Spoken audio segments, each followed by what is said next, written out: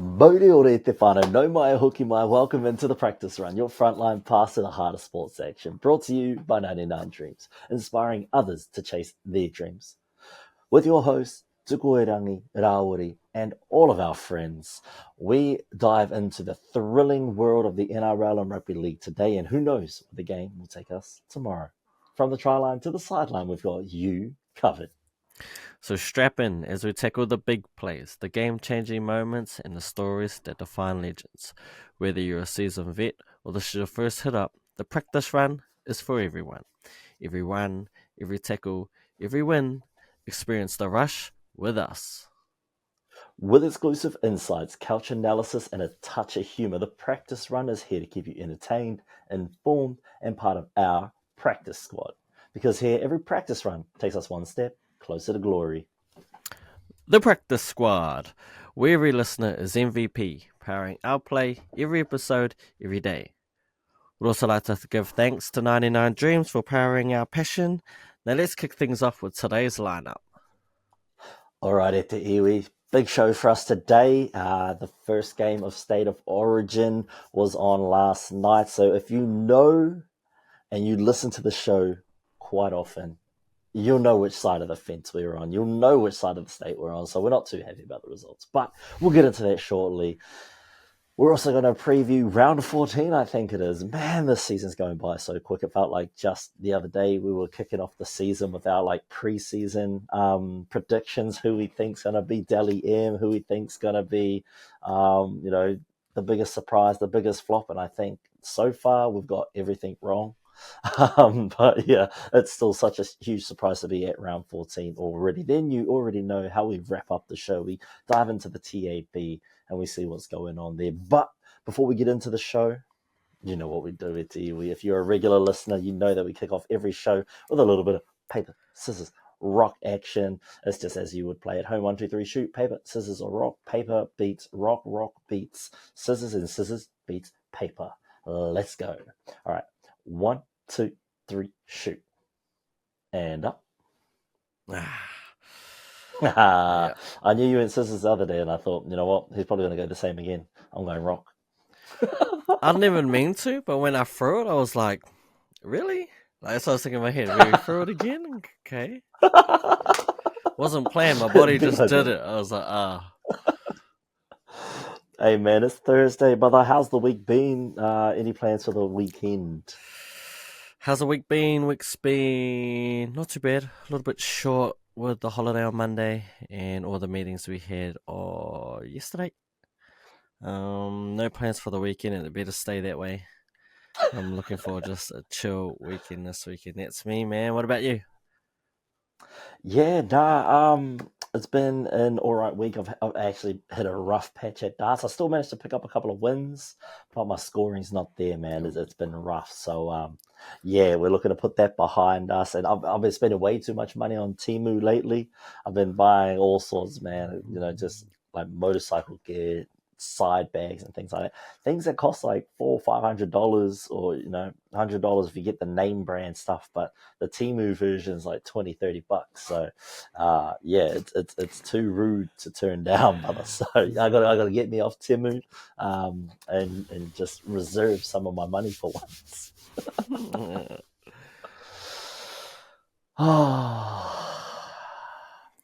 Do we have to do this? Is this what we're doing right now? Let's do it, man. Let's get it over and done with. Before we do this, I do want to say, Ita Iwi, if you have the chance tonight at 9:45, I think it's 9:45, or is it 9:25, turn the TV on, watch the New South Wales women's versus the Queensland women's team. If you're a New South Wales fan, definitely want to tune in for that one. We won game 1. We're looking to take out game 2. And this one is being played at the McDonald Jones Stadium, the Newcastle Knights home ground. So check it out. Whānau's got to be a great game. It'll be a spectacular game. So make sure to check it out and support the Wahine. It is sold out. So be sure to tune in live from wherever you are. Now, yeah, let's hit things off with this game. What do we do? Do we start with our team? Do we start with the score, with what went wrong, with what went right? Where do we start? What are we doing? I think we just get into it, eh? Give our thoughts on the game. No doubt we're going to go off on a tangent somewhere. We'll just Oh see where the yeah. road leads. Here, I'll start with this. Mr. Jimothy Tedesco, I apologize. I am sincerely sorry. I have talked so much smack about you on this show from left, right, and center. You know what? You deserve an apology, James. You played your role and you played it well, especially in the beginning when things weren't looking too great for the team. You definitely sort of put the team on your back, and yeah, no, you done a great job. One thing I'd like to sort of put out there is, and I also heard this on another show. James Tedesco, before he became captain of New South Wales, phenomenal player. Became captain, he kind of had to tone things down a little bit, remove that captaincy, and okay, he came in for an injured Dylan Edwards, but he had that captaincy removed, and he kind of got to be that free flowing James Tedesco that we kind of were used to seeing in his younger days. And granted, he is having a fairly decent season, I must admit, at the Roosters this year. I know because he's torn up my Broncos twice this year. So yeah, look, James Tedesco, this is my formal apology. Talk less shit about you from here on out. Um, you kind of restored my faith a little bit in this New South Wales side. With what? When did he score? The first try. So, James, here's to you. What are your thoughts on James as a player versus James as a captain? And did you see any difference in how Jake approached being New South Wales captain versus when Yo came on and sort of took on that captaincy role? I thought Yo looked more comfortable as a player captain, whereas Jake sort of looked like he was carrying something on his mind. And he was on the bench for quite a while, mind you, as well. But I think that might also be due to the way some of the props that come off the bench played. But yeah, what are your thoughts first on the Tedesco captaincy and the other two as captains? What are your thoughts around that? Tedesco as a captain, I think he did, like, to be honest, I thought he did a good job. He was kind of the next man up when Boyd Corner went down, so it was kind of natural for him to take it. Did his play kind of hinder when he did become a captain? To an extent, I felt, because yeah, he was that guy when he wasn't. But I also felt like in the Origin arena, they just game plan for him way better. I blame Billy Slater for that. Well, not blame him, but give him props. Like he never puts Tedesco in a good position. He always pins him and knows how to control him, which is something that not many coaches can do. I mean, Teddy's a class player, has been for a while, So I think his non-selection was warranted. I think we all thought there was a change needed, and Dylan Edwards had just been playing too good that you couldn't ignore it anymore. Him as a captain, I think he's a vocal leader. Well, you can see it in their warm up and their prepping in their circles. He's always the one talking, but it's also because he's one of the older players, right? Older statesman, been around the game, and he's been on that level. So not surprised, and I think he does a good job. Yeah. So yeah, it's kind of what I'll say on that part. In terms of Jake as captain, I don't know. There was a bit of a funny one. I felt. I don't know if you noticed it, but in the final huddle, I don't think I actually saw Jake talk. I'm pretty sure I seen Teddy talk, like as the camera was panning, and Hines definitely said something. Like he was doing some talking, but I didn't actually see Jake do any talking. And it was a weird one because he started off the game fine, like got through his first 20. I think we all knew like that's when the first changes were going to happen, and so it wasn't surprising that he came off. But I was surprised that he didn't get back on until there was 5 minutes left, game already over. Question has to be asked: was he injured or what? why wasn't he put on earlier? And you kind of alluded to it. Their bench did a really, really good job. Spencer Linu was absolutely amazing. Isaiah Yo was good. Not so much Hudson Young, but he came on a little bit later.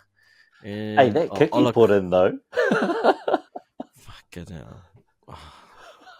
He's just lucky he got that Why bounce. did And then he have the kick? Olakuatu, I don't even know, But yeah, so maybe I don't know if they're gonna change for game 2, but it seemed like something kind of happened as to why he was only there 25 minutes. I don't know if there was a coaching decision or because of what happened decision, but yeah, I don't know. It'd be interesting to see what they do for game 2. Could I see them changing the captaincy? I could easily see them giving it to Yo at 13 and just getting him to start at lock and not come off the bench. But yeah, man, look, that was a funny game. It pretty much ended after the 6th minute. It was just a completely different game. Yeah, that's kind of my thoughts on that. But we might as well get into it. What are your thoughts Yeah. on that moment? And like the effect they Mm. had on the game. Like, what do you think that's going to happen to your boy? I know the electrifying one, Welsh, and then the ripple effect it will have on Suali. Yeah, look, that it's in the rules. So within the rules, that's a red. That's well within the referee's right to award the red card and the penalty to Queensland. I've got no problem about that. It just sucks. The bro's falling. He's already pretty short, and so Ali, he was already halfway down and on his way back up to try and, like if you're tackling, you want to kind of shoot up and under the ribs. I mean, if you watched any of Liam Martin during that game, you saw how to tackle. And it looks like that's what Suali was trying to do. He was loading up to try and get under. It just happened that Reese was sort of falling at the same time. Made connection, and on the field they ruled category 1 HIA because he was flat out. However, He was asleep. later on down the tunnel, he was cleared of an HIA, which means there's potential that he'll be lining up still on Saturday. So, as is, we'll still see him line up. No. If you pass your HIA, you're good to go. Just because they called Cat 1 on the field, that's why he couldn't return. Otherwise, Reese would have been back out there. Had they not called Cat 1 on the field, you can't overturn the on-field ruling of Cat 1. So he did pass his HIA. So unless there's any lingering effects, you'll definitely see him line up. He's probably got the freshest legs out of all of them. I thought it was going to be Cobbo with the freshest legs, but it turns out it was Reese. So Suali'i going out meant that there was always going to be that overlap on the edge. And, as a Broncos fan, I've seen lots of us getting overlapped on the edge, but ours is normally player playing out of position. So we're having second rows playing in the centers, trying to cover for that spot where we have an injured player. In this instance, they just didn't even have a center, so they had to try and shift people over. But it took until the end of the first half before Crichton came over that side to help cover. And by then, the damage had already been done. Queensland had scored 3 tries down that edge. 4. I think it was 3. They scored a lot. I think it was 3 tries. Because that first try, that was just before he got sent off. I'm pretty sure Ben Hunt scored that try. We kick off, and then Suali just fucking whomps him in that first set of 6 off the kickoff after they scored the try. And that's when he gets sent off. Hard luck is what I've got to say about that. New South Wales, though, didn't give up. I know teams of yesteryear, we would have seen a scoreline of at least 50 plus put on New South Wales. So full credit to that team. They stayed in that game, and I definitely think it was off the back of Tedesco finding a way over that try line. They had hope. They had a try on the board, and they've realised that, even though it's 12 against 13, we still found a way to get across the line. And in Origin, getting across the line is hard enough as it is, but to do it with one man less than the opposition, no chance of an overlap, no chance of like a mismatch. So, yeah, that was a huge, I think, belief point for New South Wales. So what they went into the sheds down at halftime, 6-20. So yeah, that Suali'i sin bin changed the outcome of that entire game. 7 minutes, you debut, you play, and you amass 7 minutes before you go to rugby union. That will be your legacy. So hopefully he goes to union, gets paid for a little bit, comes back to league, and tries to rectify this. I'm not too sure if he'll make it back in time to play another Origin. I don't know how long his sentence will be. Is this his first offence? I wouldn't know. I'd assume I don't so. follow. I don't But follow him or the Roosters enough to know. Um, but yeah, unfortunate play, but it was all shoulder, man. That was all shoulder. There's no way you're getting off that. Like, yellow would have been pretty light because he did leave Reese knock the fuck out in the middle of the field there for a little while, which is why he got that Cat 1 ruling on field. So yeah, well that's my quick summary of that particular incident. I'll let you have your jam on that particular incident, and I guess we'll just keep going through how this game went, man. Because after that, it all went downhill real quick. yeah, unfortunate, but it was pretty clear cut. There was just no coming back from that. The impact he hit him with, the speed at what had happened, there was pretty much always going to be a send off. And yeah, the minute it happened, I went straight to a group chat. That's game. I just don't see how you Yeah, come back from that. It's already hard to win an Origin game. Winning it with a player down, it's near impossible. And the ripple effect that happened, that came of it. What happened at that point, man, is what I thought kind of separated the two teams, is both teams' ability to adjust on the fly. You almost seen it straight away where Queensland were like, we're going down your right side, like every time we can. We might have one play to the middle, maybe go one left, but that shift's coming right. And if it's even like half decent play the ball, we're going to go that way. If it's a quick play the ball, we're definitely coming your way.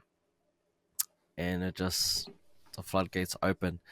Yeah, Swali, does he come back? Yeah, I'm kind of thinking he's probably going to have a few games on the sideline, so he probably misses the next one.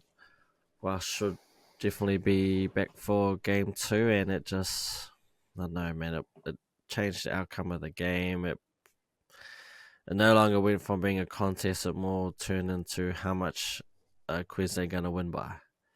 It felt like they're just going to start racking the score up, and they kind of did.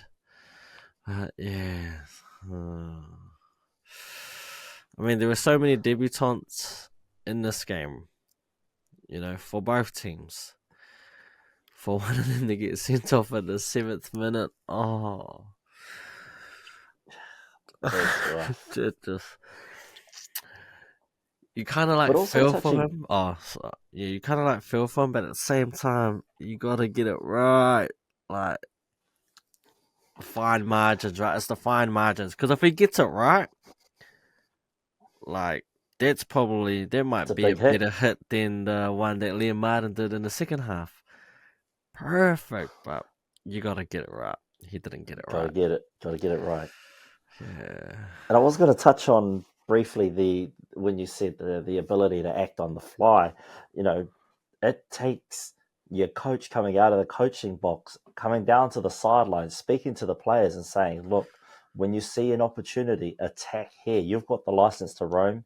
You're the fullback. Here's the keys. You drive. Because that's what Billy did. He essentially took Hammer off to the side. I think that was when Val Holmes, sorry, was taking the penalty kick. He talked to Hammer and was like, you got the keys. Just roam, mate. Do whatever.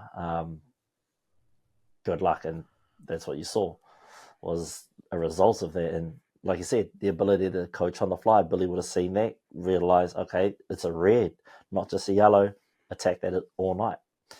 And you've seen it happen. Yeah. Yeah. Well, anyway, I mean, since we're carrying on, I mean, it happens, that send off. He's gone in. What happens in this next little 10 minutes just felt like it was a Queensland blitz, pretty much. What was it like? Well, 2 tries. yeah.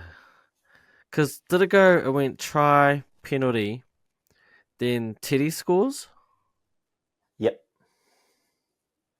and then from there it's just the 2 tries, right? Yeah. Hammer. Yeah.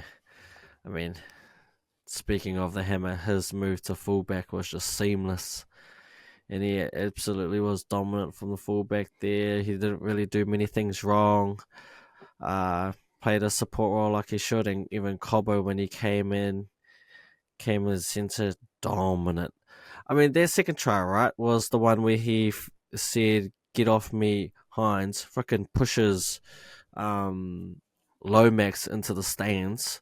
I can give him the Yeah. old Jonah Lomu sit down, and then just they pretty much went hands from there. It's just But that's the type clinical. of player that they are, though. Like, just strong ball runners. If you don't watch much of the Dolphins, watch them, because when you see Hammer, in a bit of broken play with some space, that's what he does. Same with Cobo. They're just big bodies that know how to use their strength and their speed combined. And now, if, for example, if they had Ezra Mam on that side in this particular like instance with New South Wales being 12 versus 13, you think of a Hammer, Cobo, and a Mam like linking up, man. Just three pacey players that know how to use their strength. Mm. It would have been a rough day for New South Wales. Yeah, well, I guess I mean it was already like a rough day, right? It would have been a rougher day, and the ability just to adjust on the fly and attack that short side with a man down was just next level. But you also have to talk about the lack of response or speedy response from New South Wales.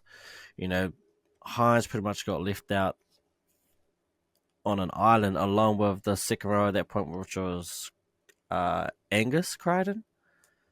And he just Yeah, it was got Crichton. burned. Yeah, the two of them just keep getting Martin burnt. ended up And coming Lomax over a was couple of already, times. yeah, like Lomax was already in his drop waiting for the kick, right? As the good wingers do, they drop early. Well, they seen that, and then he pretty much had no choice, had to come up. They just went one outside him with their jamming defense that they were doing with a man down. And it wasn't even that they were jamming. I mean, there were a few times where, I think who was it, Grant or Hunt? I think it was Grant. Grant seen Payne Haas was the marker, just pretty much sprinted by him because it's a dead and who sprints around his dude. The Angus comes back in and they just go hands, and next thing you know, it's the 3-on-1 with Teddy. And that happened pretty much back to back tries. Went down right side, caught them outnumbered, just went hands, and you leave Teddy in 3-on-1. But yeah, man, that decision to switch to bring Critter over should have happened off the get go, or at least should have happened after the first try.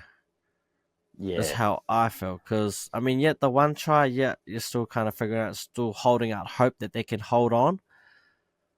But you left it too little, too late, man. He had to go there and then did what they did, right? Like switch him with, or switch the two, what, Angus Crichton with Stephen Crichton, right? Have them two switch sides, uh, and then go from there. Because yeah, I mean, Critter showed us, how great he is at centre tonight with his defense, his ability to read, and he can also kind of like, he's one of those players that can dictate offense with his defense. Like he can give you a look to make you play a certain way. It's whether he's jamming in or whether it's fake jamming, then holding, and he'll let the play develop, and he'll get it to a point where he's like, okay, you've made your decision, now I have to come, right?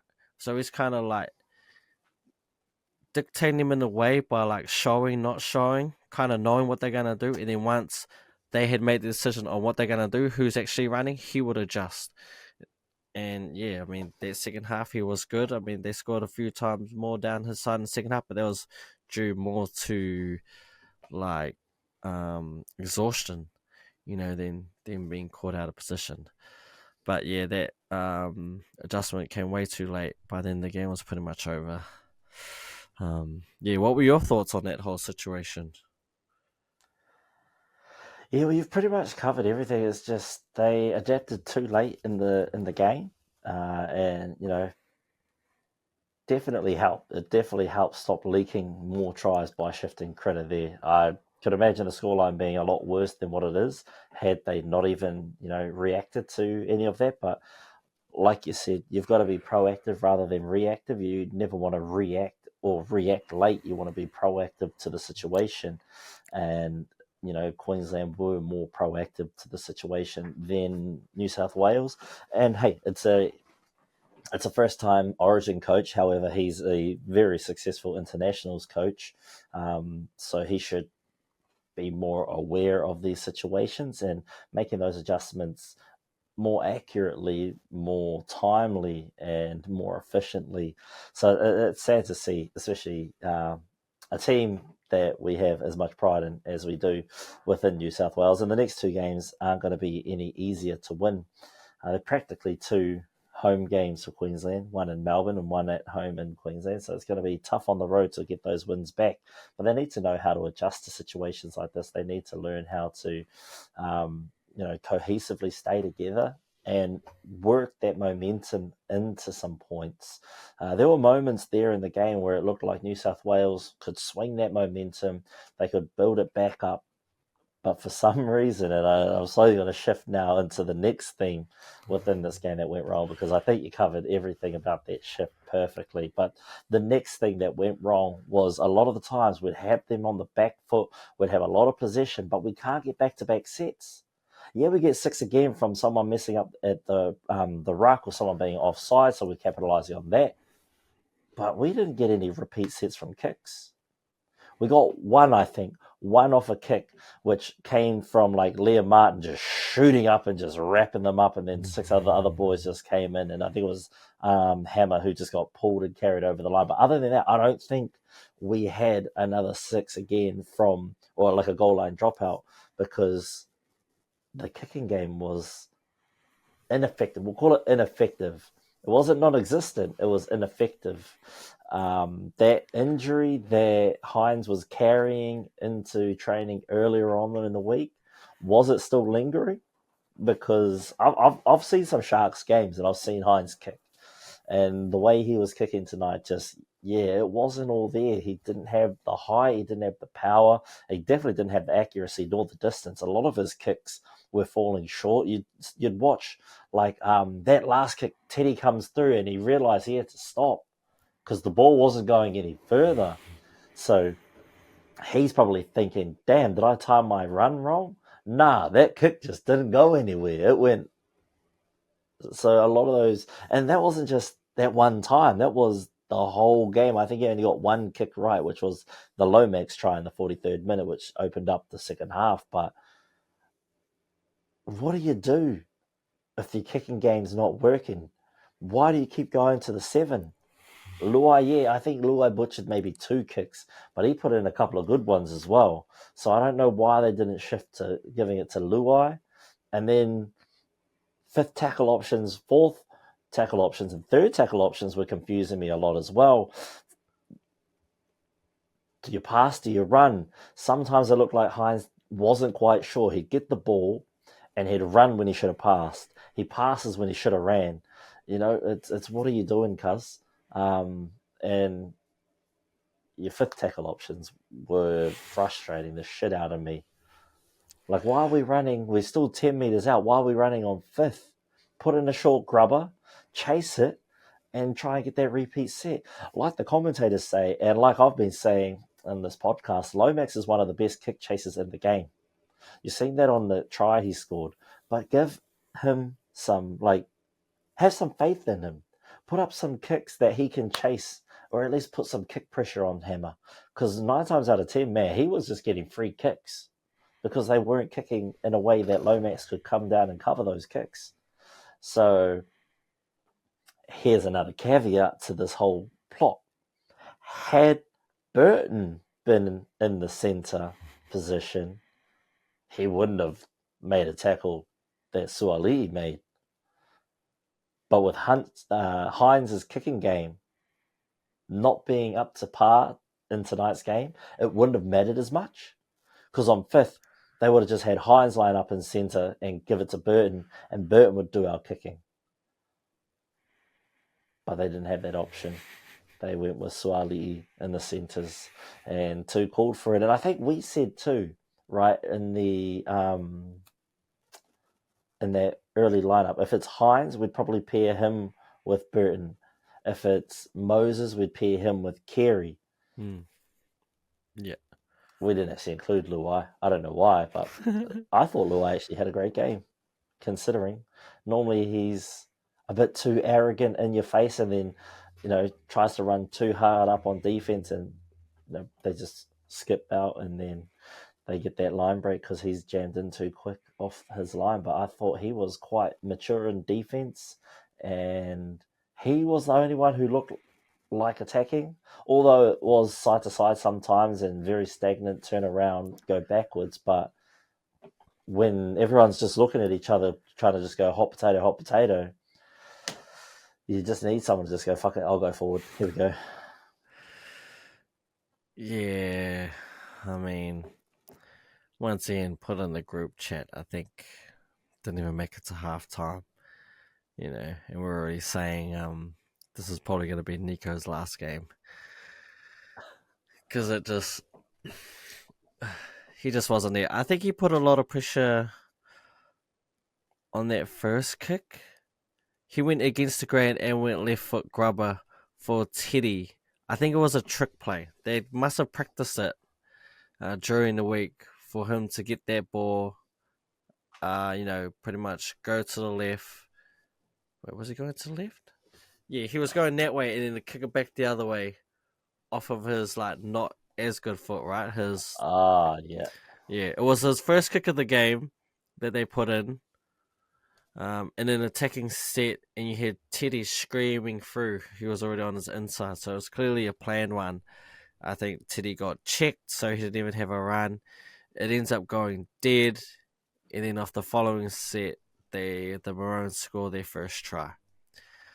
So it was like you had your first shot, it didn't go well.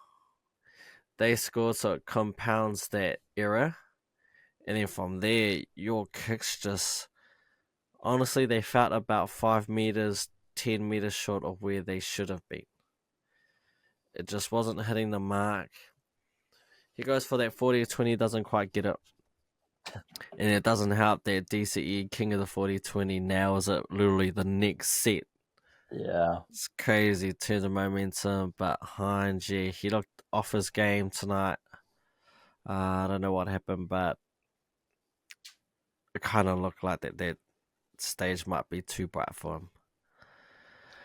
Well, I don't know if you caught it before the game started when they were running out of the tunnel. You seen him taking big breaths, they looked like nervous breaths.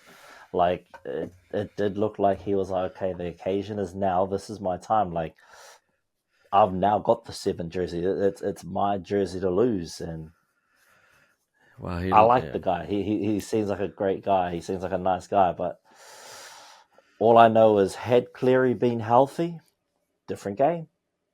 Because this game could have been won for New South Wales had those kicks gone right. Yeah. Had those kicks gone where he envisioned them to go, because I guarantee he envisioned them going where they didn't currently go. Had those kicks gone where he wanted them to go, whole different game. We're getting repeat sets. We're getting kick pressure. There's kick chases coming onto the ball. Maybe we get a good bounce.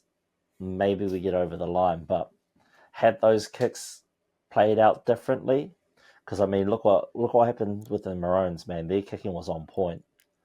They're putting Teddy under pressure almost every kick, or whoever was going back there to catch those balls. They were under pressure every time, because the way Daly kicks is he gives it so much height and distance that his kick chasers will always have enough time to get there, and you're getting swarmed.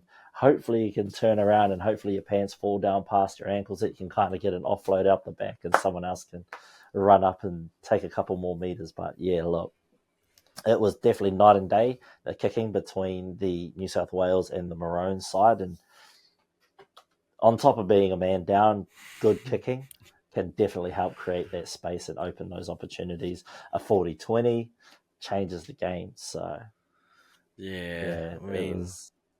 you said that like kicking, especially when you're down a man, is just so important. It changes games. You can pin a team in their corner with a good kick chase, put pressure on them, get those repeats.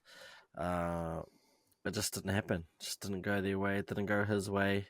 And I think we were talking about it before we went live. Just the caliber of the player. Hines he's a great player, don't get us wrong, deserving of his Dally M. But what it looked like today is that maybe the stage was too bright, but in the Sharks, he's the guy, right? So that team is pretty much, I wouldn't say built around him, but they all function around him. And when you're playing someone at club level, you kind of know what they're thinking, know their ins and outs.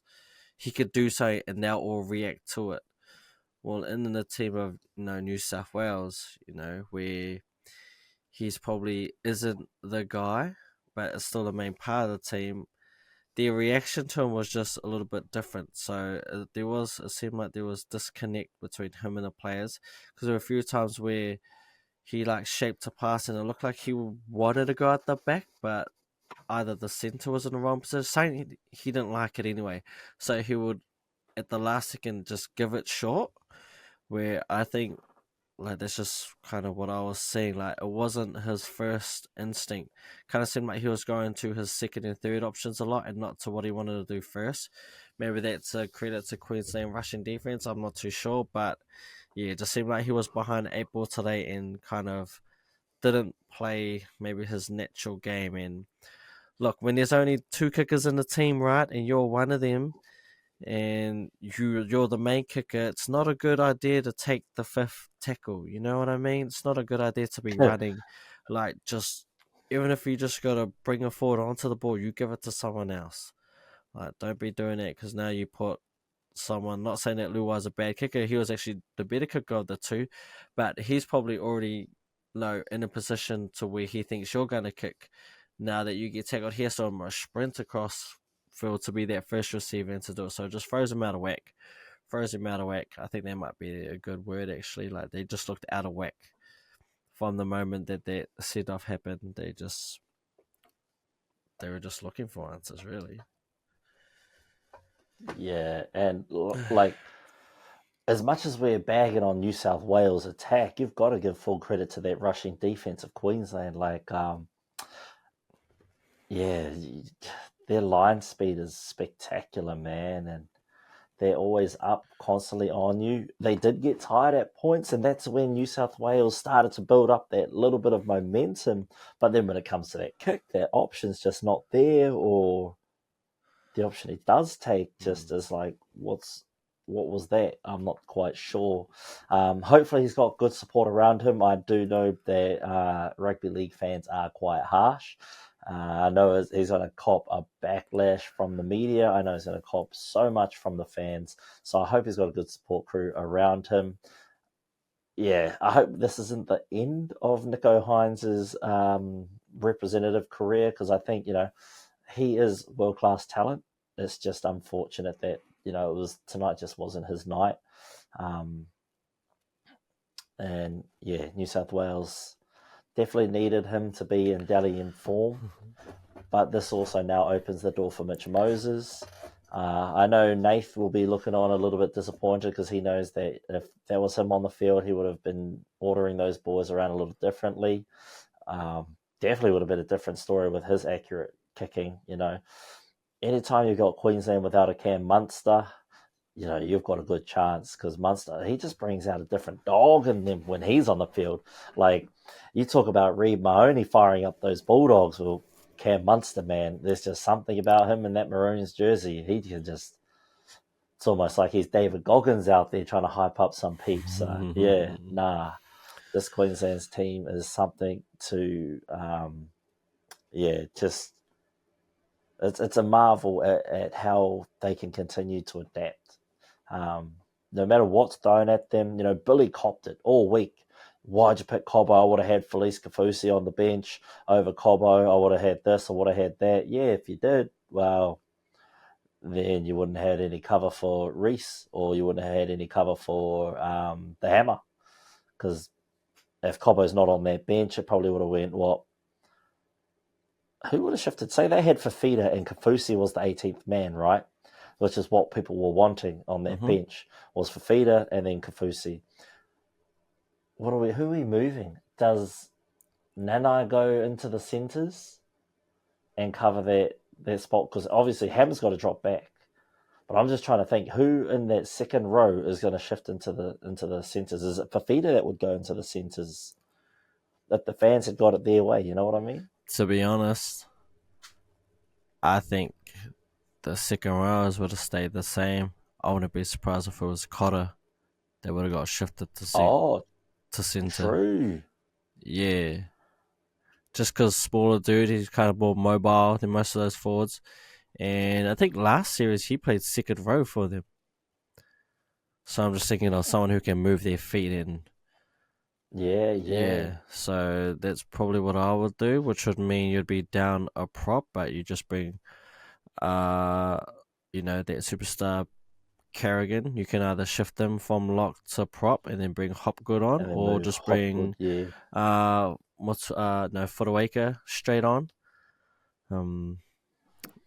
But I mean, because if you shift Nanai or Fafita to center, then you bring the other one on. Kind of two big bodies in that channel, maybe a little bit slower. So yeah, well that's how I would have thought about it anyway. Put Cotter there. So yeah, hey, Queensland fans, rejoice that you have a coach with a brain. Everyone calling it Billy's blunder at the naming of the teams the other week. So I was following that news article, and he is right though. That stat, one of the back five has been injured in like almost every game over the past few Origin seasons. So Billy does know what he's doing. He's a superstar player and a superstar coach. Man, they need to change these rules. Like I said, like when it comes to rep and internationals, it needs to be 5 on the bench and you need 10 interchanges. Like you just need it. It gives more fresher people on. That means one extra player will definitely get to play. You have a 19th man. Because then that would mean that everyone would pick 4 forwards, and then that fifth guy would be the cover for the outside backs. But hey, they don't want to do that. But I'm just saying, man, something to think about. Why not? Because that's been a rule for how long now? That old interchange rule. I think the game's becoming more modern. It's faster paced. There's more injuries.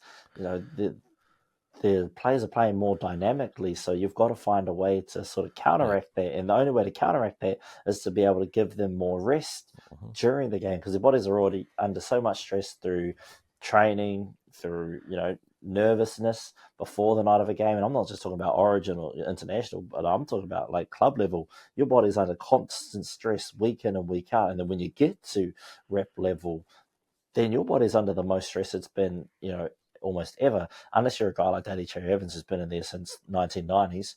But it's an immense stress that you're putting your body under, not just physical, mental, but emotional stress, and it's a lot for bodies to handle from time to time. No, it's yeah, I know. I don't even know what I was saying there. Well, lost train of thought, I think. Hey man, it's been like that. It's one of them days. It's one of them days, brother. Yeah. Oh, that's what I want to say. Speaking on like what you said about defense, it's very reminiscent, and it's no surprise to me that the defense looks a lot like how the Storm play defense, with their rushing defense, and their ability to control the ruck. That shit pisses me off, man. I swear they should be called for 6 again every time. Like, how long do you let them hold for, ref? But they somehow are able to wrap players up and hold them in a way. You know how a lot of players, when they're trying to play the ball, they like do like the salmon. Like they try to like wriggle their body and like tell the ref like, hey, I'm trying to get up. Their ability to hold you in a way to where you can't do that, it really surprises me, because I think if we put a timer on how long they hold you down and hold you, it's a lot longer. I'd say it's probably a lot longer than some of the 6 again calls you get, right? Yeah. Now, obviously, 6 you get called 6 again for a second effort, which, and that's the outside of it. And yeah, it's the ability to control the ruck when they're on defense and win the ruck when they're on offense. It's just silly, man. Honestly, the Storm are the best at it. They've been the best at it since I can remember. And for me, it's a big reason why they are so dominant and have been for so long. Is just you win that ruck, you're gonna be in games. Like either way you look at it, if you can slow another team down, it halts their momentum, and if you can create like momentum via quick play of the ball or putting yourself in a position where you're going to get that 6 again penalty, only good things can happen. Melbourne Storm are the best at it. Not surprised you got the fullback that was there. His whole career is now coaching it into the Queensland team because all I saw on their defense was all Melbourne Storm, man, and it is fucking annoying, but it works. It is frustrating. It works, man.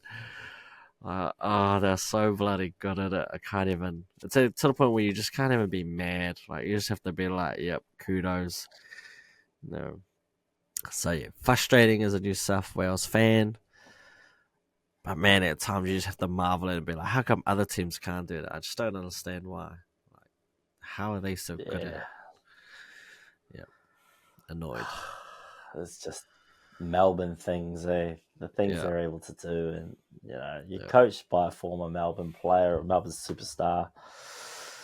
I guess you just play within the rules, and if you can get away with it, then you do. yeah. They definitely And get that's away with just the it. They're way the it best is. at it. Yeah. But I want to ask you, who would be your two big boppers of the game? If you had to pick two big boppers, that could be whatever your kind of understanding of a big bopper would be. It could be some of the biggest hitters. It could be some of the most prolific try scorers. Two of your big boppers. Who are your two big boppers Two from big, game one? two big boppers. Ugh. Never know. Spencer Linu. I thought when he came on, he was just like Yeah, throwing people man. around. He was Uh, a powerhouse out there. He was a man among boys. yeah, that's his role, and he's really, really good at it, and he excels at it, especially when he knows that he's only going to get like that 10 minutes before halftime. Come on, wreak havoc, and then that 10, 15 minutes after halftime. His role's quite specific in that case, but he's good at it and he's been good at it for years now. The other would be Cobbo. Cobbo Mm-mm. just like he gave that right side nightmares, man. Like that whole night's just pretty much threatening people left, right, and center.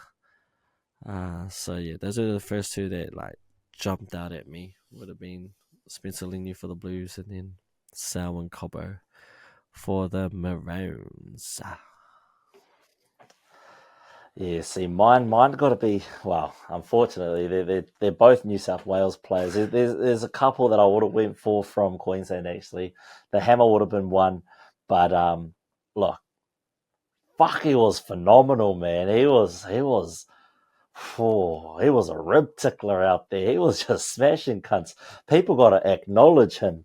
I think he'd been watching too much of his tribal chief lately, man. Liam Martin out there looking like Roman Reigns in his prime. He's looking out at these Queenslanders like they don't acknowledge him. He's looking to the wise man like these people don't know me.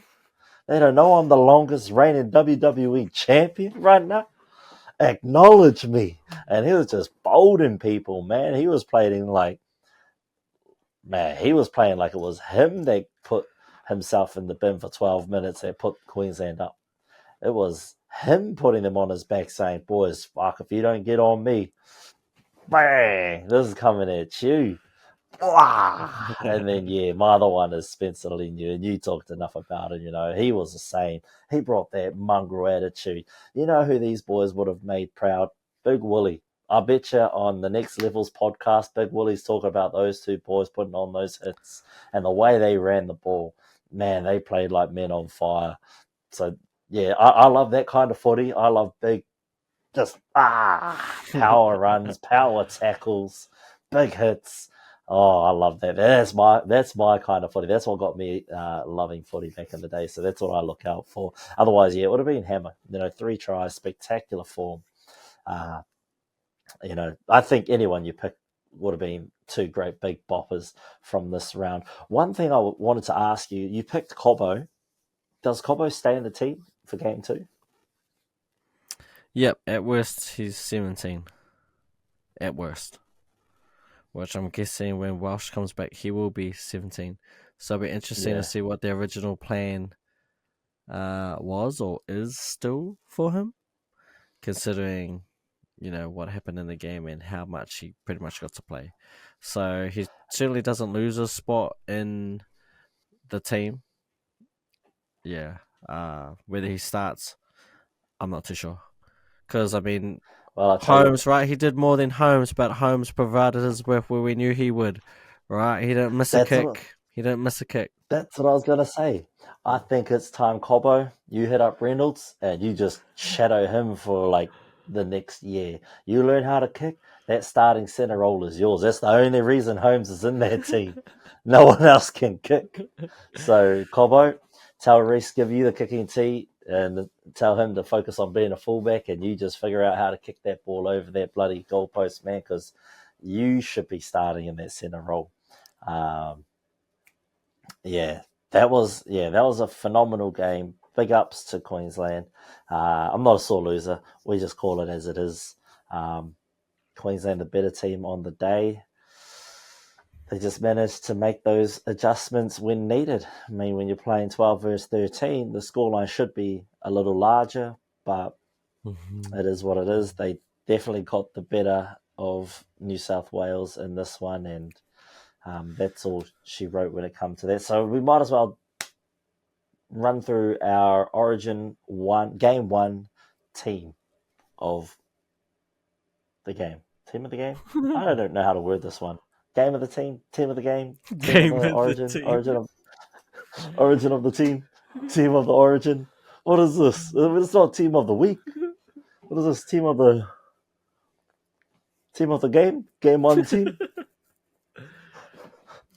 two.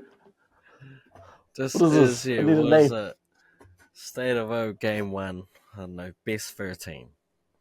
I don't Best know. 13. There we go. And then at the end of game 3, the following week we'll give you the collated. So we'll do the best team game 1, game 2, game 3. After all 3 games, we'll do our overall best 13 of the comp and our man of the comp, presented by the practice run and 99 Dreams.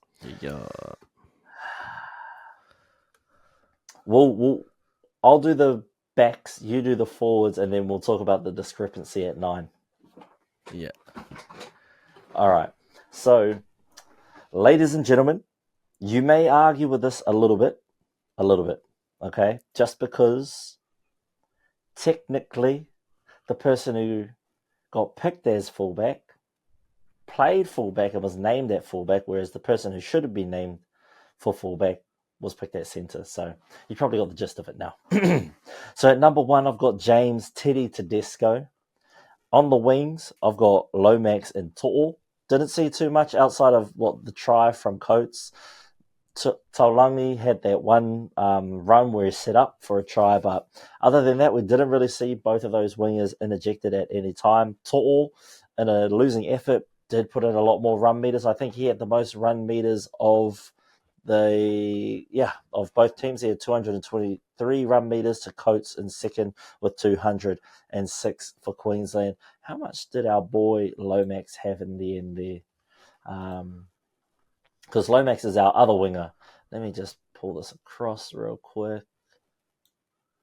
Lomax had 212 run meters, which is more than Xavier Coates, which is why he is warranted his place on the wing as well. But Lomax was also probably one of the best New South Wales players out on the field tonight.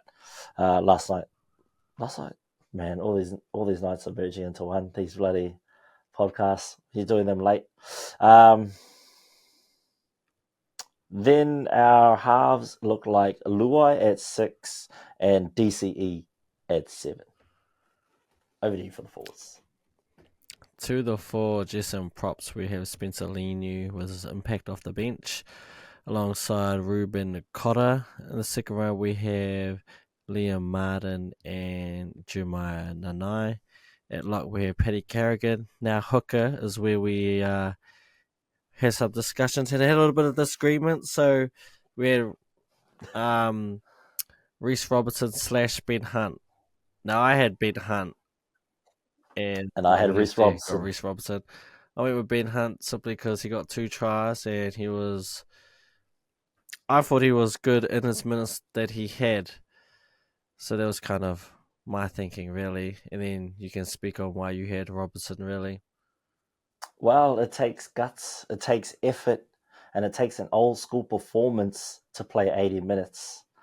And we haven't seen an 80-minute hooker for both teams in a little while now, ever since Queensland started running the Ben Hunt, what's his name? Harry Grant combo, because New South used to follow that with the Cook and Uppy combo. But to see Reese Robson pull up his socks and play for the full 80, he had more run meters, not more run meters, sorry, he had more tackles, more, what is it? More hit ups, more minutes. But Ben Hunt had the line breaks, the run meters, and the kick meters, and also the 2 tries. But Reese Robson also had the intangibles because obviously he was playing out there a lot longer. He had the things that you don't track the stats on. He was stopping some key plays. He was making key tackles. He was part of some big plays for New South Wales that sort of helped build momentum their way, but wasn't actually able to culminate into points, whereas Ben Hunt was a benefactor of some broken play. He was a support player for both those tries. Wouldn't say they were individual tries, more of just benefactor of right place, right time. However, they are 2 tries scored in Origin. They are recorded in the record books, and you can't take that away from them. But let us know in the comments down below, who do you think deserves that spot? Do you think it is what's his name? Ben Hunt and his 20 minutes? Did he even play 20 minutes? 42 minutes. Or Reese Robson's 80-minute performance? Let us know down in the comments below. Who do you think it was? I do have to say, that's probably the first game that I've seen of Reese Robertson's like properly. And Because you don't watch I have any to say, Queensland man, games. no, I don't watch. Cowboys play. I just don't. Okay, I don't know what it is. Them and Manly are just 2 teams that just when it comes to watching them. So yeah, to actually watch him properly, man, I have to say he's good. Like thoroughly impressed. Thoroughly enjoyed what he was able Yeah. to do. His defense solid. His service solid. Everything solid. Um, and yeah, fuck, I have to say it might be hard for Uppy to crack the team, eh? Like in a Yeah. losing Like, side, Uppy going to man. need a big performance. Yeah, I think he only gets in if Robinson's injured, and he proved that he can go the full 80, and he didn't really look tired. You know, Nah. Nah, he like looked like he could still so go it into wasn't even overtime. like he needed. Yeah, like it didn't look like he needed a break. So yeah, that was yeah. I should probably watch more Cowboys games. But will I get to it? Probably not. But I just want to say, yeah, man, Who it's did the really, Cowboys got really this week? impressed. Really, really impressed with old Reese Robertson's game. Um, yeah, I don't know. I don't Well, care. I Who think do you'll they definitely have? watch the Cowboys this week, brother. They're playing the Wars, so tap into that one 7:30 Oh, p.m. yeah, on that's Tuesday, right. for Saturday. Yeah, yeah.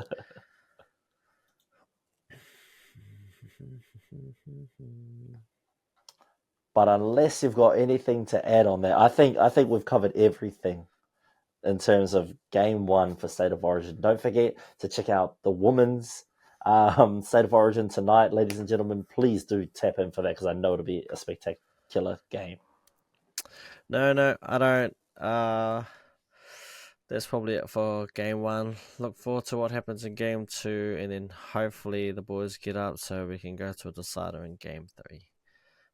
But we'll Oh yeah, just shortly wait it's and see Melbourne, what so happens. kind of neutral. Uh, Sounds like there's going to be Yeah. empty seats, is what's going to happen. Yeah. I was talking to someone for the gym. I was like, bro, imagine like they'll never do it, and rightfully so, right? But on the Coming off here, chance they ever did bring a game here, that shit would get sold out in like 5 minutes. Eden Park Like sold out. it'd be sold out just like that. Of course, the only thing is what a core and the stadiums over there hold like what probably 10,000 more people than what Eden Park can hold. How big is that new Christchurch stadium supposed to be? I don't know. Could not tell you. Let me have a quick look. Because I mean, if that can have the capacity, um, we're looking at Yeah. something that could, hold it. And because it's in the heart of the city. So when I was in Christchurch last week, like it was dope. You're cruising around town and then look right there, and the stadium's right there in the heart of the city. Oh yeah, it is. Yeah. I think Yeah, yeah, yeah. So they were. what are I we think looking they at? were pointing out to me. 30,000 seats. So still nowhere 36 near. for large. Nah, so 30. Nah, that's not enough. Not enough. I mean, the love they Oh would get, well. and we're talking about two Aussie teams here, right? Like, I can't stand Aussie at all. Nah. And these But you are got one fools of like me three wearing their days. shit. Like, yeah, they would get well looked after too if they came over. Like, the Queensland team would get well looked after. So with the New South Wales team, Oh it would yeah. be the funniest thing to see. But yeah, that'd be so funny. I'd be like, really? You actually did it? Bought a game here? Are you just dumb? Oh man. But yeah. No man, I got nothing else to say. Uh But before we go tap into the games coming up this week, I'm just currently reading Maroon's great Paul Vorton, aka Fatty from the Footy Show. nice. He disagrees with the referee's decision to send off Joseph Suwali. He goes, "I don't think it's a send off, not at Origin." Oh He goes, shut up. "It's 10 in the bin at best." It's in the bin Um, at best. yeah, Old school mentality, man. Old school thinking it's is what it sounds like. it's direct and forceful contact to the head, which in the rules, constitutes a red card. Yeah. Had that been on the other foot and a Queenslander only goes off for 10, we're calling for their head. The referee's getting booed. So, I'm a, I'm in the mindset of Yep. that's a red, and it better stay consistent throughout the series. But hopefully, for the safety of players, there's no more of that shit. Now taking a look over at Friday night's games, the start of round 14, man, I love this time of year. Like we get a game on Wednesday, State of Origin. We get another game tonight, the Women's State of Origin, and then we get two games tomorrow night. No, it's just one game. Damn, just one game. Just one game on the Friday. I got too hyped. But let's head over to our one game on Friday. It is the Dragons in 12th place taking on the Dusty Tigers all the way down there in 16th at Wynn Stadium in Wollongong. Now, these two teams are a little, well, not both of them, but the Tigers. There's a little bit of concern from one of the players' managers over at Tigerville. Lachlan Galvin is supposed to be carrying an injury, and yet he's named in the starting lineup, which has raised the concern of Lachlan's management.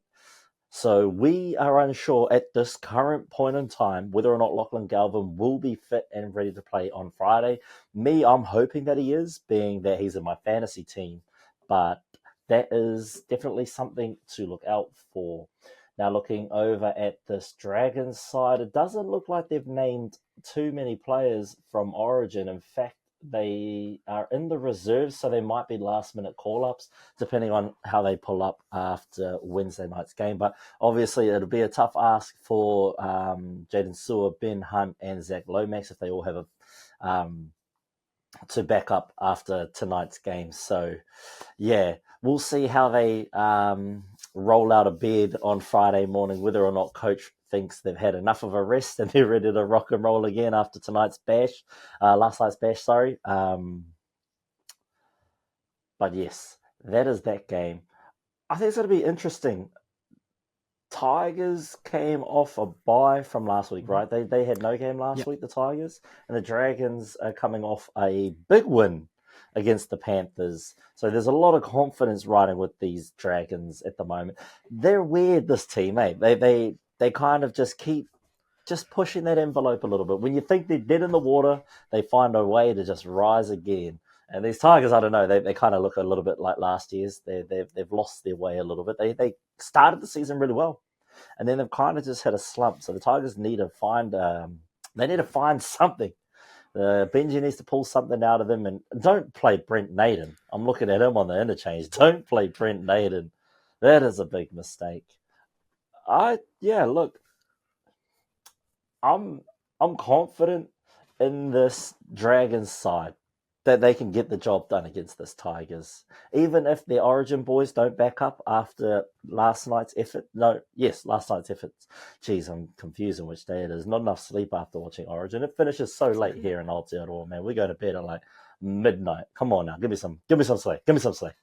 But yes, it's going to be an interesting. I think the battle matchup that I'm looking forward to the most is between Tyrell Sloan and Jareen Buller, and also between Flanagan and if Lachlan Galvin plays. I'd like to see that matchup, and it's also going to be cool to watch the Fiangi boys in at centre and wing together. Those are some of the matchups that I'm looking most forward to in this game. Otherwise, yeah, I'm thinking Dragons by 12, just because the Tigers have been so up and down lately. They kind of look lost and dejected. Hopefully that bye round did them a little bit of a favour, and they've got a bit more kaha, a bit more wind in their steam, in their sails. Is that the thing? Yeah, Mm-hmm. I don't know, man. But that's what I'm going for. I'm going Dragons by 12 against these West Tigers. I just don't know. What do you think's going wrong with the Tigers, and what is your predictions for this game? What's going wrong with the Tigers? Everything is what I say. No, but my prediction is off the back of last week. Got to go with the Dragons on this one. Probably one of the best wins of the year, if not the best win of the year for them, considering key players and key positions were out. So that's a victory last week you need to build on. And again, I've been talking about games you should win, you need to win. I believe this is one of those games, and I think they'll be able to get the job done. In terms of the West Tigers, I don't know, man. Like, I don't know where to go with them, eh? You got what? Who's the 13? Justin Matamua, never heard of him. I think this Ruben Porter at 17, that's his debut, I believe. Um, but yeah, I just, I Yeah. don't really know. Too many questions. The fact that you got Brendan Naden at 14, even more questions. I think he should look to blood even more new people, or Benji. Why not? I think it's at that time now where I think the season might be too far gone. Not saying that they can't make the 8, but once you start getting into mathematical territory, which is going to happen, maybe in the next month if they keep going down the road they're doing, just build for next year. Why not? But yeah, in terms of the Dragons, I'm looking forward to the other twins, the ones off the bench, the Couchman brothers. One of them was able to get a try last week. Don't ask me which one. I have no idea. Um, but yeah, good to see them getting a go in the top grade. But yeah, gonna keep this one simple. Normally we talk about Thursday game, or tonight's game has been a banger, but there's no NRL game. It's the women's on tonight, which we expect to be a banger and should be a good one without doubt. So the first one of the week, this being Friday, 10 p.m. Why they're so late? I don't know. To be honest, it's going to depend on how I feel whether I watch it or not, because I can see this. I don't know, two teams that I don't really want to watch anyway, but I'll watch it, see what happens. But I'm going to go with the Dragons, just like you, off the back of the impressive victory from last week and the West Tigers coming off a bye. So yeah, man, that's all I got for you. Easy, easy. One question I did want to ask before we moved on from this is, we know that Blaze Talangi is a hot commodity right now in the NRL. He's supposed to be coming off contract soon, so he is able to negotiate. I think at the end of this season, Parramatta are wanting to keep him. But now is it Bailey Simonson out for the season with an ACL issue or something like that? Blaze will be in that center's position for probably the foreseeable future until the end of the season at least. Do you think that, Benji is going to keep a strong eye on this kid, watching him? Because it looks like Benji could use some help in the centers. Like, who's Staines? Staines isn't even a centre. He's a winger slash fullback. So again, decisions of why he's in centre. He's just too skinny for centre, I reckon.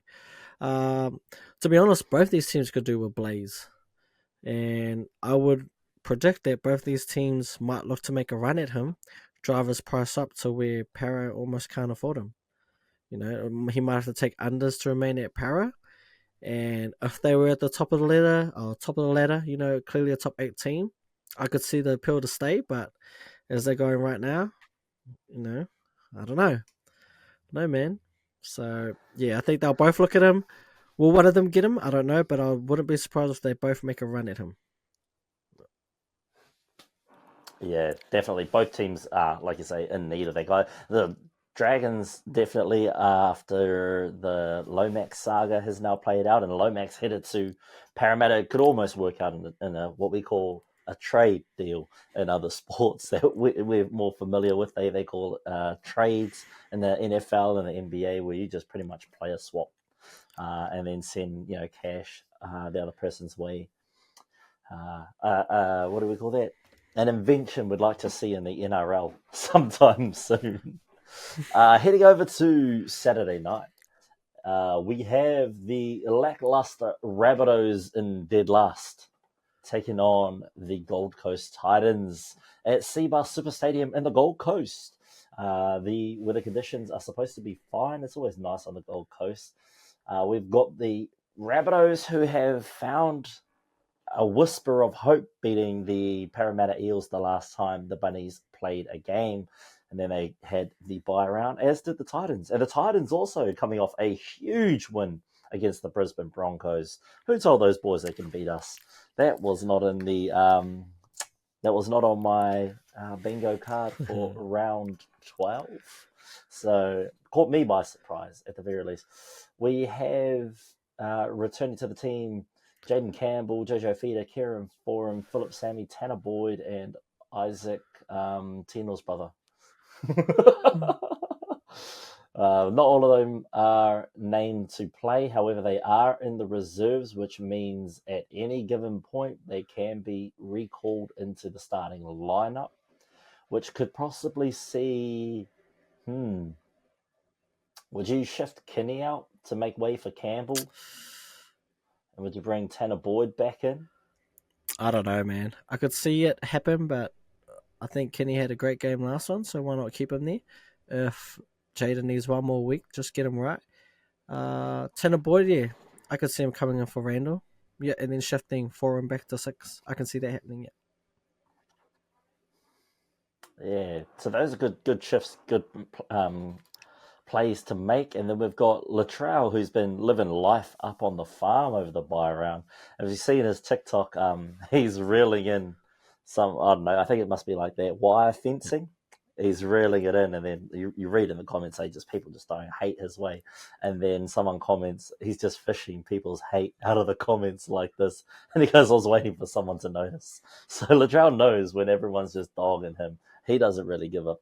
He has his farm. He lives a happy life. And so good on him. But it's good to see Jack Wyden back in the 6 for the Bunnies. It worked for them last time out. Will it work for them again? We got Kolomatangi holding down that 13 jersey in the absence of Cam Murray. What's his name? Jai Gray due back. He should be due back soon. So it'd be interesting to see whether or not he gets pulled back into the team, and they look to shift Latrell into the centres and keep Jai at fullback for the time being. But who knows? This game is a little bit weird. We've got Alex Johnston. He's still on that try-scoring hunt to break the all-time NRL try-scoring record. However, with that injury, it has slowed things down slightly. But all eyes are still on Alex Johnston. I'm going with the Titans. I've seen too much from them in the past 2 months to indicate to me that, they're trending positively. They don't lose games by much anymore. They've found ways to win. And yeah, I like what they're doing on this field. So I'm going with the Titans. I'm going Titans by 12 over the Bunnies because the Bunnies haven't sold me yet. Their last win come against Parramatta. And at that time, there wasn't any Mitchell Moses. There was no Gutherson. They just lost their coach. It was Trent Barrett. So, and that was their first game without Brad Arthur too, by the way. So a lot of emotions would have been, tested in that game, especially because the way that Brad Arthur got fired, come out of the blue, no one knew about it, and it looks like it come a little bit too early, but time will tell. But that's my take on this game. What do you think about this game, Bella? I'm actually going with the Rabbitos on this one. I know the Titans have been playing great. Yeah, I think I'm going to go with the Rabbitos. Finally get to see the house pairing of Whiten and Walker, Alex Johnson back, Latrell at fullback. I can certainly see it happen, but also wouldn't be surprised if they get pumped and show everyone why they're at the bottom of the ladder. More of a hunch than anything, but no, my hunches haven't been too on spot this year. In fact, they've been quite terrible. So take it with a grain of salt is what I'm saying. You know, but yeah, look, Titans have been running good. They got that big victory over U's last time they're out. Both teams coming off a bye. Other than that, yeah, more feeling than anything. I like Kionkala Matangi at 13. I think Jai Gray's injured, and he's out for Yeah. it might be a month or even 2 months. Like he's going to be out for a while, which is why he's not there. Oh, Yeah, shit. it's not as bad as Why did I think it was like a few I could be weeks? wrong. I know it's not as bad as the Lachlan Ilias one, but I think he might be out for a while, off memory. Yeah, which is why he's not on the team. But I suspect if he was on the team and going as good as he was, then Latrell would probably get shifted to centre. Which, if that was the case, I think that would make me want to go with this team even more. So yeah, keeping this one short and sharp. I see my boy Tallis Duncan on the bench, which I like still. Burgess coming off the bench. I'm going to roll with the Rabbitos, and what I think will be a close one, but high scoring. I can easily see both teams passing the 20-point mark. Rabbitos win less than 6. I expect a big game from. I think Whiten could have a big game on this one, to be honest. Just see him carving up being that first receiver back at 6. Interesting to see how Walker goes at 7. I think that's the thing I'll be looking out for most of this game. Both left side dominant players. So for Walker to take the other side or, play that number 7 role, will his role differ? I don't know. I could still see him swinging to the other side in the attacking position to play where he Yeah, normally would probably. be. I'll probably link Yeah, up. yeah. But yeah, man, that's what I've got. Rabbitos winning. And yeah, yep. Just to touch back on the Jai Gray situation, it is ankle and it's currently listed TBC. Oh, that's So he could return at any moment. Cameron Murray is due to return at round 15, which is next week. So you might see him on the reserves for the next round and then probably play round 16. Nice. Well, speaking of injuries, the Warriors this week welcome back a plethora of starters for their squad. However, will it hinder or will it help this Warriors side? So we see the return of Nickel Clockstad, and he goes back to fullback, his native position. We see Rocco Berry returning. We see Adam Fanua Blake back. We see Tohu Harris return, which pushes Tomale to the bench, Tabanga and Walker to the bench. And we see the return of Kurt Capewell. Not on the starting lineup, he has been put on the interchange, which means Bunty A4 doesn't get named in the side, unfortunately. I thought he was one of the better performers during that was it 2 game period where they had those wins. I thought he was one of their best performers. Him and Tamari Martin and Adam Pompey. I thought those 3 players were really standout players during that period of time for me. But it's interesting to see. We're soon going to find out who has been holding the Warriors back from their true potential, because they showed a lot of potential at the start of the season, then they kind of fell flat. They lost a whole bunch of superstars, and then we got to see the real grit and determination of the Warriors. Is it the heart and that competitiveness of Tain Tuopiki that has helped pick up this Warriors team over that 2 week break? Is it the natural center of Adam Pompey? The return of the he was like what everybody's most hated player in that Warriors team last year. I think even Ben just sent him some hate mail in the DMs. I think I've got a picture of him sending some hate to Adam Pompey, man. So, he's kind of gone from, the Joker to Batman in those 2 weeks. He's gone from a villain to an underrated hero. Whereas the Cowboys, what they did last week versus the Roosters was phenomenal. Phenomenal, ladies and gentlemen. Anytime the Roosters get pumped, they didn't even get pumped, but they got beaten by a team that was depleted. They had no Dearden, they had no Robson, no Cotter, no Nanai, no Taulangi. They had nobody, and they still bloody won. It was on the back of their forwards, man. Jordan McLean, he played phenomenal. Jason Tomalolo turned back the clock, ran it up like the old days. Man, he looked good out there, didn't he? So yeah, I had no home, sorry, and they got the job done versus the Roosters. So shout out to the Cowboys. We've got Holmes, Taulangi, Dearden, Robson, Nanai, and Cotter all named on the reserves. So, again, depending how they pulled up after last night, coach will probably be looking at them going, you fellas ready to have a run or nah? And knowing these boys, I probably want to get in there. They'll probably have itchy feet. So, yeah. I'm looking forward to this matchup.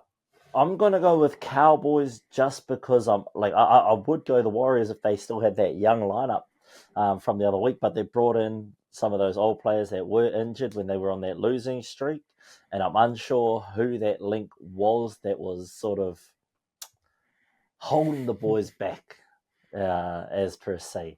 And on the back of Griffin Neem, I reckon the Cowboys are too strong. So give it to Niame, give it him for a double. And yeah, I'm going to go Cowboys by 6. I think it'll be a close game. I don't think the Cowboys are going to run away with it too much.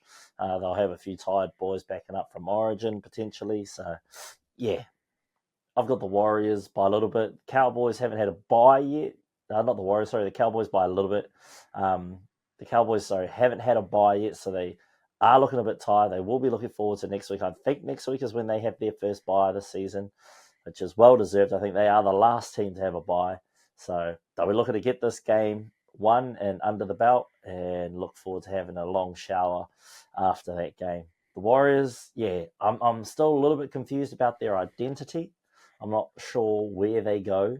They looked promising when all their superstars were out.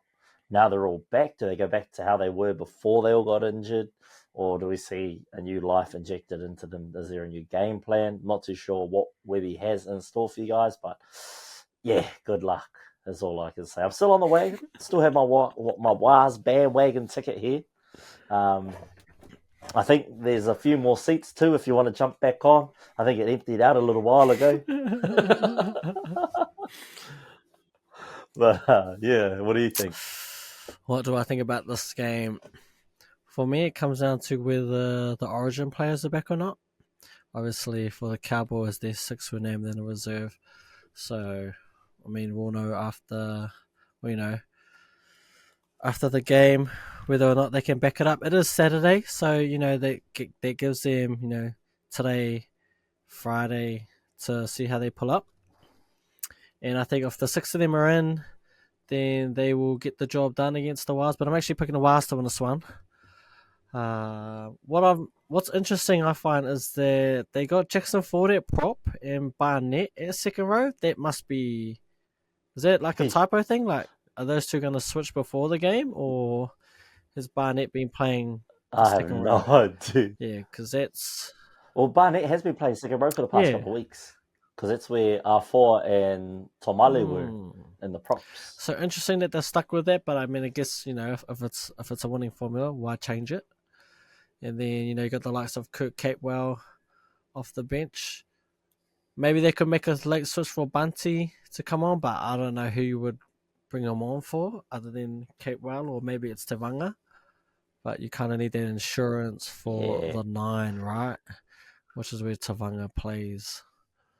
So yeah, hard to say, but I'm gonna go with the Waz on this one. In terms of the bandwagon, to be fair, I was never really on it or off it. Just more watching from the sideline, support the boys in my own way. I kind of have high expectations of them. They haven't quite met them yet, but I still believe that they can do good things. And they kind of need to go on a run now. We've seen what they can do. They've been in good form of late, but they're coming up against a Cowboys team that's finding really good form, coming off a good victory last week without the Origin Stars. So yeah, I think if the Origin Stars plays, Cowboys take it. If they don't, then I'm going to roll with the Waz in a close one. I'm looking at. I actually think Fanua Blake can have a big game. Just kind of a reminder after what he went through, being stood down for not singing, for not doing the chant and walking out of the locker room. This could kind of be his game to, repay the boys and say, yep, my bad, had some things going on, but I'm back now. And a timely reminder to show everyone that he is an elite prop. So I wouldn't be surprised if he actually scores this game. I'm going to pick him for player of the match if the Waz win.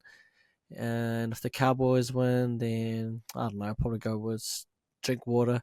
Seems everything good happens around him or Dearden. Although, I say that I don't really know. Again, Cowboys is probably one of the few teams that I don't really like to watch. But I'll watch this one. It's on at a reasonable time. And I don't think I have plans this weekend, so we should be good to go. But that's me. Gonna go with the Waz for the upset.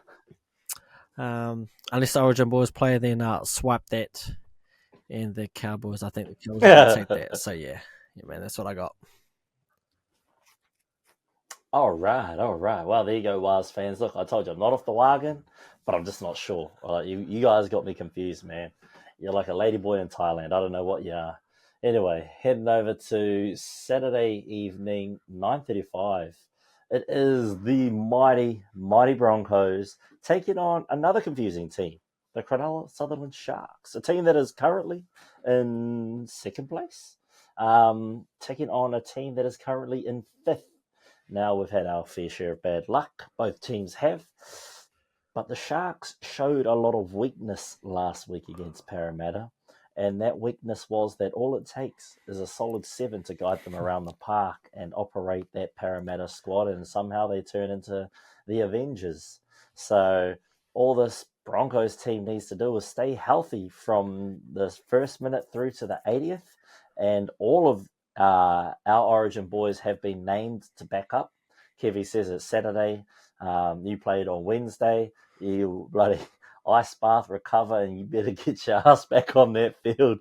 So it's good to see, all the fans who paid to see the electrifying one, Reece Walsh, will get their money's worth come Saturday night versus the Cronulla Sharks.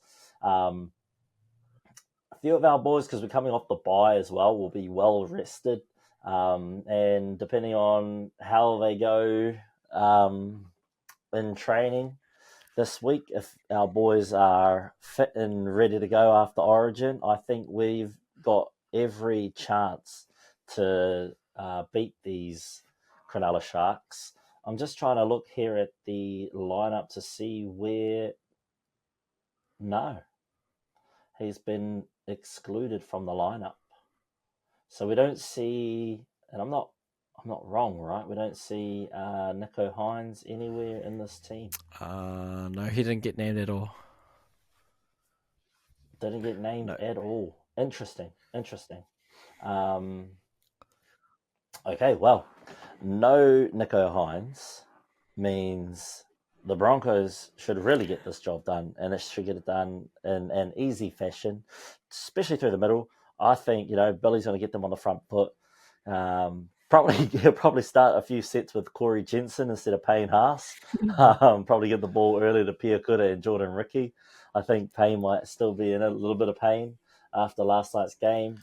Carrigan should have some strong carries through the middle. I'm liking Jock Madden, and the more he plays, the more he's going to develop and evolve. Because looking ahead, how many, because Reynolds is on contract until what, end of next season. After that, they've got him on in a coaching role.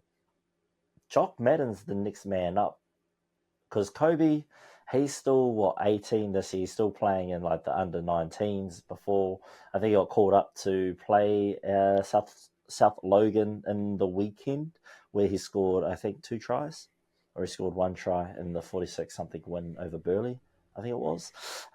So we all know how Kevy is with younger players. I mean, look at Blake Moser. He's had 1 game this year because his son was injured. Kevy doesn't really like bleeding in new talent unless you're a bona fide superstar. You even look like a superstar. Reece Walsh got dealt to the Warriors. That's how certain he was that Reece wasn't that guy. And then Reece gets let go, and Kevy manages to scoop him back up. So we know Kevy doesn't really like young players. So good to see that Jock Madden's getting some time to develop in that 7 jersey, and he's not going to come out there and get hammered when Reynolds does retire. But we are lacking that experience, and you do see it in those games. But Jock Madden does the best that he can, and he's a good second when Reynolds is your first. So I'm happy with him. Ezra Mam, he is in some good form at the moment. He's playing great footy for the club. Dean Mariner, he's almost always guaranteed to get over that try line. Just knows how to sniff it out. And I guess when you're playing outside of Cobbo, you just always got to be ready. But he's got the pace, and you give him a little bit of space, and he's over that line. So hopefully we see him lining up in a Kiwis jersey sometime soon. That'll be awesome to see. Who else am I looking at in this lineup? Xavier Willison, hurry up and start. I'm getting over this. Hurry up and start him. He needs to be starting. He's a starting quality player. Just put him in there. Hurry up, Kevy. And Corey Oates, I've still yet to see a game where Corey Oates goes off, where Corey Oates deserves the jersey that he's wearing. Where is Jordan Pereira? Does he just not exist in this team? Is he injured or something? I just checked our lineups. No one's injured, except for Jesse Arthurs and Adam Reynolds, and Katoni Staggs is back this round after a game off with sore ribs, cracked ribs, something like that. But that's my take on this game. Sorry, I didn't talk anything about the Sharks, but it's the Broncos, man. What am I supposed to do? Just talk up the enemy? Hell nah. Give me Broncos by 20. We need a high-scoring game. We haven't had one in a long time, so we need a good high-scoring game and a good margin of deficit for the other team. We need it. God damn, by 20 you say. Yep, I could definitely see that happening. The Sharks team, yeah, no, they could be at a bit of a crossroads, and it doesn't help that Hines isn't playing. I think they need Hines to play for them to be a threat. And the one thing we've noticed over the last 2 weeks is their inability to look after the ball. And that's what happens against good teams, man. If you don't value that ball and you make mistakes, you're going to get punished. And this is a team here that is really, really good at punishing teams. The Sharks coming off back-to-back hidings, 42 zip, and then, what was it, like 32 to 20 something. The thing from both those games, that they just made too many errors. Too many errors in key positions or early sets, put the other team in good ball set, and they were able to capitalize. If they do it to this Broncos team, yeah, I can easily see them losing by 20 or more than 20. Looking at the Sharks team, and Tay Wilton is out injured, which gives Talakai, he is starting now in the second row. So Edo's still there. Talakai is just shifting in one to the second row, and I believe that brings on Tukuho Tapuha onto the bench. So surely that's got to be one of the Cuzzies. Hopefully the Cuzzy goes good. I remember from an early game he did look good, eh? Rumor has it there's a couple of teams looking at Royce Hunt. They might be looking to make a run at him. I don't know if he's under contract for next year. He might be, so they might be looking to get him a year early. But yeah, I don't really know what to say. Last week they didn't look that great. Momentum went to and fro, and when they finally got momentum, they would do stupid things. Samuel Uele's also not in the team. Not too sure what happened there. whether he's injured or not. But honestly, this game, I think it's the Broncos to lose, really. All the Origin stars backing up. They're at home. They had the bye last week, so the ones who didn't play Origin should be well rested. Going up against a team that kind of needs to find some form without their superstar Hines, so it should be pretty done or pretty clear cut.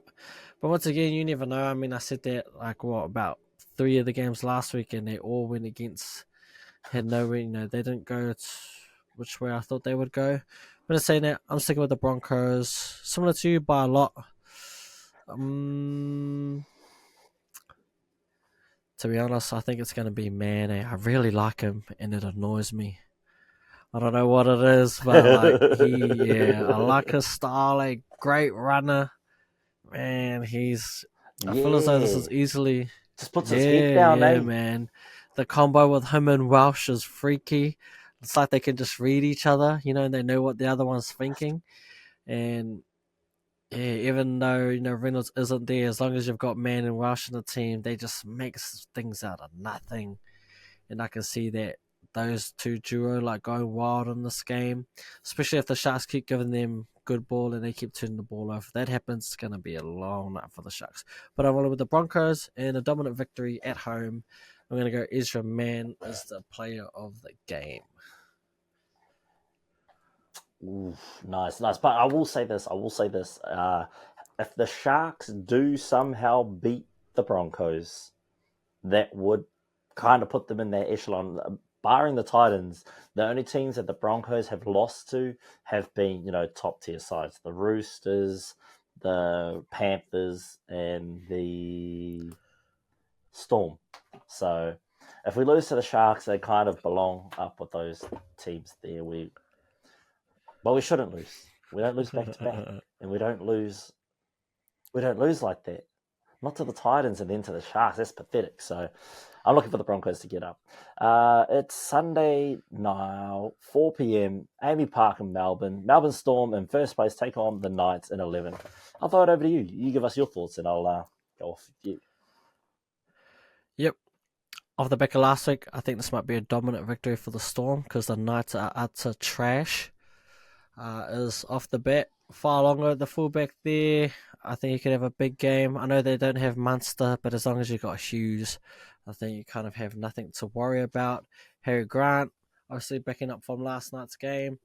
Looking to their bench, strong bench as ever, but it's not necessarily the Storm.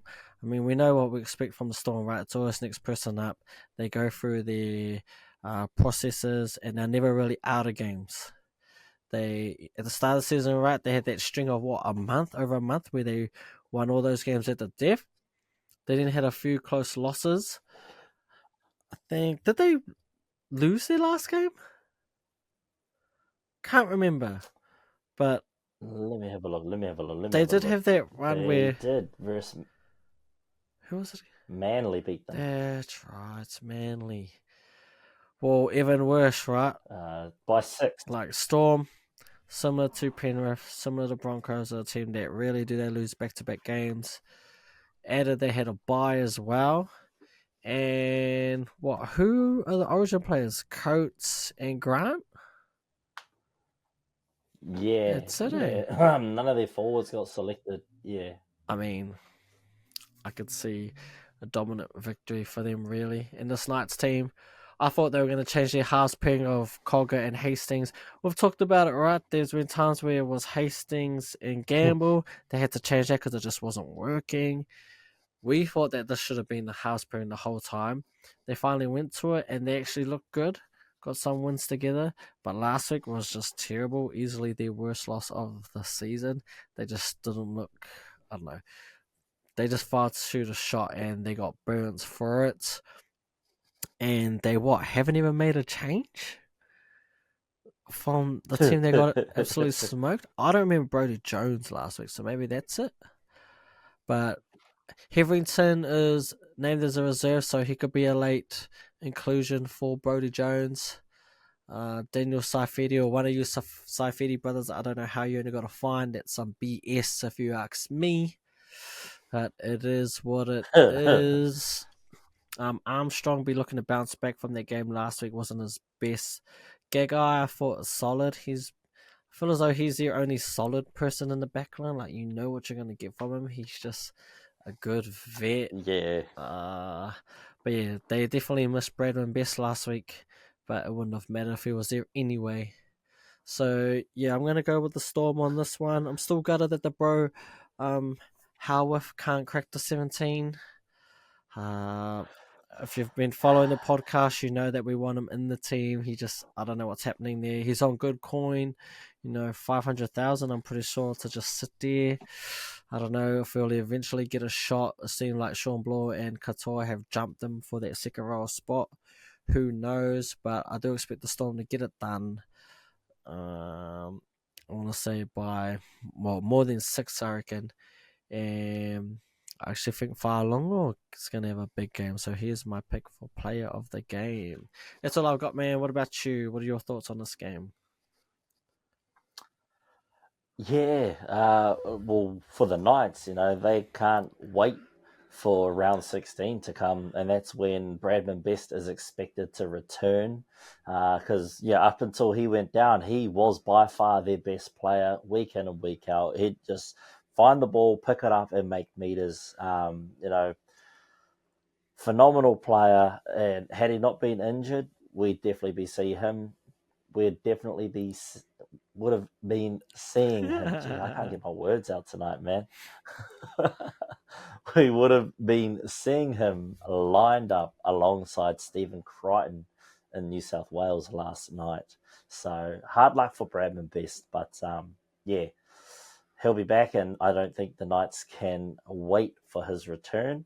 Yeah, when the heck is Jack Howard going to get some game time, man? It's been what the whole season he played. He was probably one of the standout players for the Māori in their loss against the Indigenous team at the start of the season. He is a phenomenal player. Whenever he comes off contract, I'm sure someone's going to scoop him up because, yeah, he's trying to sit back there and bide his time. He's a centre, second rower. Remy Smith and Nick Meaney obviously have those centre roles locked down, and Couture definitely has that 12 jersey all locked up, and Sean Bloor, he's up and down. He's up and down, I think. He makes some errors, but he plays consistent enough to sort of hold on to that jersey. But Bellamy knows best. He sent bloody Harry Grant to the Tigers and kept Brandon Smith when Cameron Smith was still at the Storm. So that just tells you trust in Bellamy. He knows what's going on. Because look at Harry Grant now; he's a superstar, and I don't think he would have gained as much experience if he was the one in rotation instead of Brandon Smith. So yeah, Melbourne fans, you gotta take some of the wins, because we know you get some L's with the Nico Hines situation and whatnot. But hey, it is what it is, right? You can't win them all, Melbourne fans. I'm liking the development of Fa'alogo back there. He's a solid player. Electrifying. David Armstrong, he'll be looking to have a bounce back performance. He was, underwhelming last week, and the Roosters apparently have been sniffing around. I wonder if they'll still be sniffing around after last week's game. He'll be hoping to have another great performance like he did, 3-4 weeks ago. So, yeah, he needs to step up. We need to see a little bit more from Hastings. I think he needs to step up this week. Brayley, definitely need to see him step up. But I think Melbourne are just going to be too good. Harry Grant will be rolling into this with confidence. He always backs up pretty well after Origin, and he always tends to have a good performance against the Knights. And, he'll be with a forward pack that haven't had any Origin duty. And did they have a bye last week? Yeah, they did have a bye last week. So they'll all be fresh. They'll be rested, ready to go. These Knights will be looking dumbfounded and confused, going, which way do we go? So I think, Melbourne should get this win comfortably. I think Xavier Coates goes for a double, and I think Harry Grant man of the match. Nice. Yep, not surprised there. All right, Sunday, 6:05 p.m. at Bluebet Stadium in Penrith. The Panthers hosting the Manly Seagulls. Last time the Seagulls got one up on their their Penrith cousins. So, can this Penrith side pounce back against these Manly Seagulls? And the Manly Seagulls, well, they're kind of confusing me. They went on a 3-game losing streak. They lost to the Raiders, the Dolphins, and obviously to the Broncos. And then miraculously, they got a 26-20 win versus the Storm. And these Panthers, with a lot of injuries this season to some of their key players like Nathan Cleary, they've kind of gone up and down, up and down, up and down. So we've got them in their last 5 games. They've got a win versus the Rabbitos, and they pumped them. They got a close win against the Bulldogs where they only just won. Then they got a 2-point loss versus the Warriors. Then they got slapped by the Sharks. No, they pumped the Sharks, sorry. Reading it the wrong way. 42-0. They didn't even let them score a try. They didn't even let them score a point. And then they lose 22-10 versus the Dragons, a team that's kind of been floundering around the middle of the pack for a few months now. So where do the Panthers go from here? Well, they have the return of all their Origin superstars. So Brian Tor, Luai, Martin, and Yo all come back this week, which means Maverick and Schneider and all that move to the bench, to the reserves, sorry. And Manly see the return of Jake Travojevic and Olohuatu. Anyone else go away? No. That was it, eh? DCE. And Daly. Yes, that's right. How did I forget Daly? It's that neck. Can never forget that neck. I don't know how to call this one, man. Like, you should say Penrith get up and over because it's a home game. All their boys are backing up after Origin. They'll all be rolling off a high of seeing all their boys again. But I don't know. Like, I'm not saying Penrith gets smoked here. I'm not saying that Penrith loses by a large margin. But I don't know. This Manly side have been weird. I just can't get a read on this Manly team. If Nathan Cleary was named 7 and Luai was 6, I'd be 100% Panthers all day. Panthers by 30. But because he's not there, I can't not say that Manly have a chance. Tommy Talau back on the wing. He's outside of Ruben Garrick, which means Garrick's back, or is it Cooler that's back? One of those two are back. Which sees Tommy Talau moved back into the wing. And he'll be going up against Taruva. Ooh, that'd be a good matchup. How did this game go last time? I can't remember. What was their matchup? I think it was 32-18. That's a hiding. Yeah, they got ambushed hard in that game. But I feel like that team would have, they just watched film, man, on that Panthers team.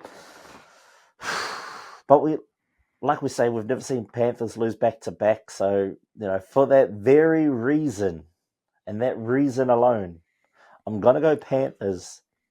But I'm going to go say it's a close game, like maybe 12 points in it.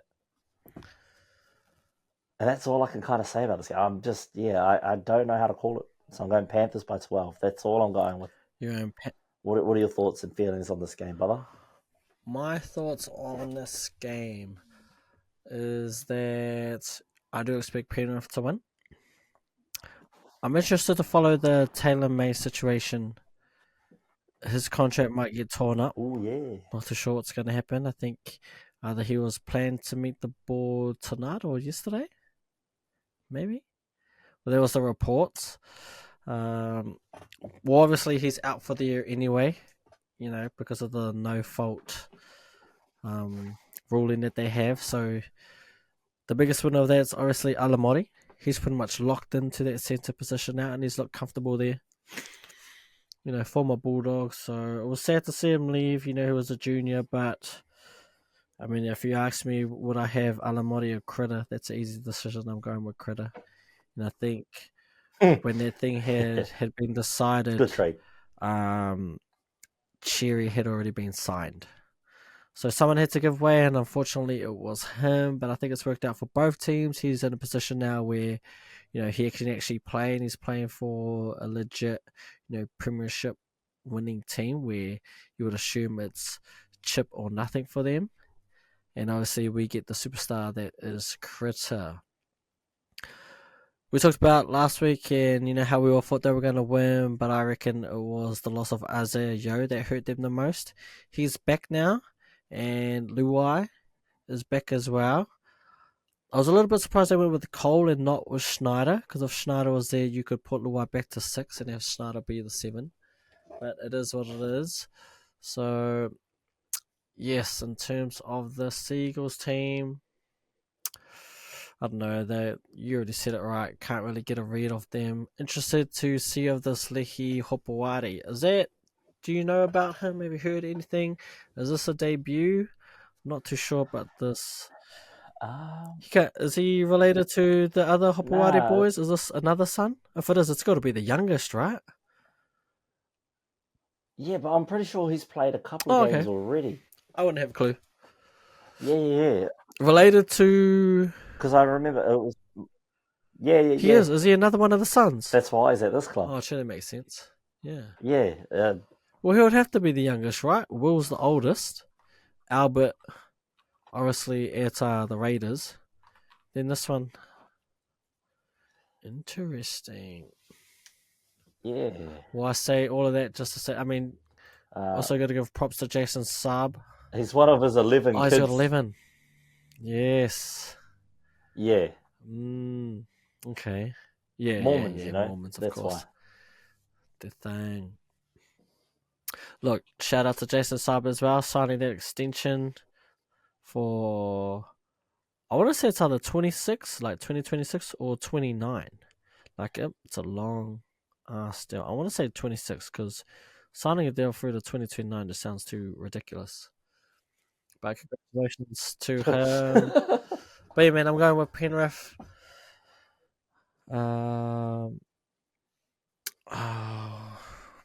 In a close one, similar to you, I think Isaiah Yo. I think he's my pick. He's my pick for man of the match. I think him. Will he make our team of the week? If you pick him, is he going team of the week? Isaiah Yo. Yeah. Well, if I'm picking him to be player of the game, yes, he does. He's probably, I'd say, the probably one of the more unlucky players. Like, he definitely should have made it more times than he has. I don't even know if he's made it yet.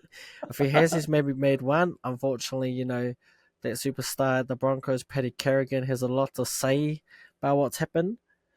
But if we had like a, like Clarkie's rolling team of the year, first, second, third team, Isaiah Yo would easily be on that second or third team. It's just, it is what it is. But I'm rolling with the Penrith Panthers on this one. In a close one, less than 6. Isaiah Yo to be player of the match. I just don't want to see Manly win, to be honest. Yeah. That's all I got. Fair enough. Well, fun fact about Lehi. Remember in the group chat the other day, we asked the question, and maybe we'll do it next week or something. But we asked the question: do you think it'd be easier for 13 NBA players to play NRL or 5 NRL players to play NBA? Well, Lehi Hopoate was actually he has a basketball background, but then decided to play rugby league and follow his father's footsteps. They tried their best to push him and keep him to basketball, but he wanted to follow rugby league, as says in this article. So there we go. There's another player that we can add to that 5.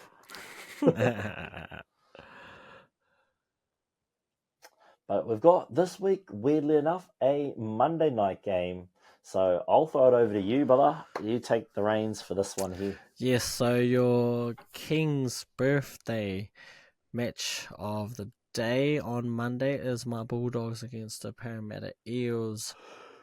Both teams coming off a win. This is going to be an interesting matchup, man. We played them in our first game of the season.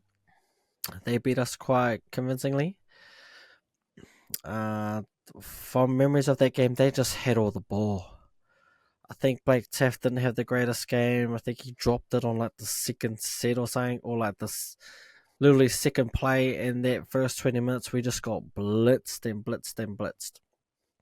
They were deserved winners on that day. They had what felt like 70% of the ball and close to like 70% of territory. We were pretty much on our line that whole game, or that's how it felt. We did score a few tries late off memory,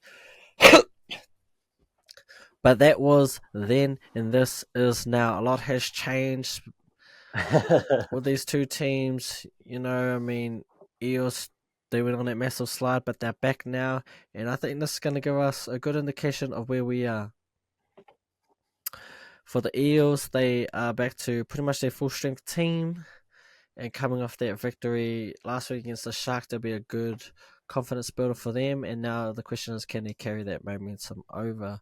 For the Bulldogs, coming off what I thought was probably our best win of the year without our Origin players, they are now back and backing up after last night's performance, rightfully so. They almost have a week off, and really it was only Critter with Burden, the 18th man. So going from there, the Bulldogs fans will be rejoicing because Sexton looks like he's won that battle for the 7, as he is named at 7.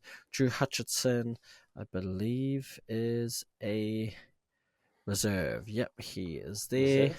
Lipoi Hopoi keeps a spot after his impressive debut last week. Fair enough. I mean, we haven't really made changes. The only changes we've made is with our Origin boys, Critter and Burden, being named back in the squad. And Blake Wilson. Obviously, Blake Wilson is back with Edo Carr out.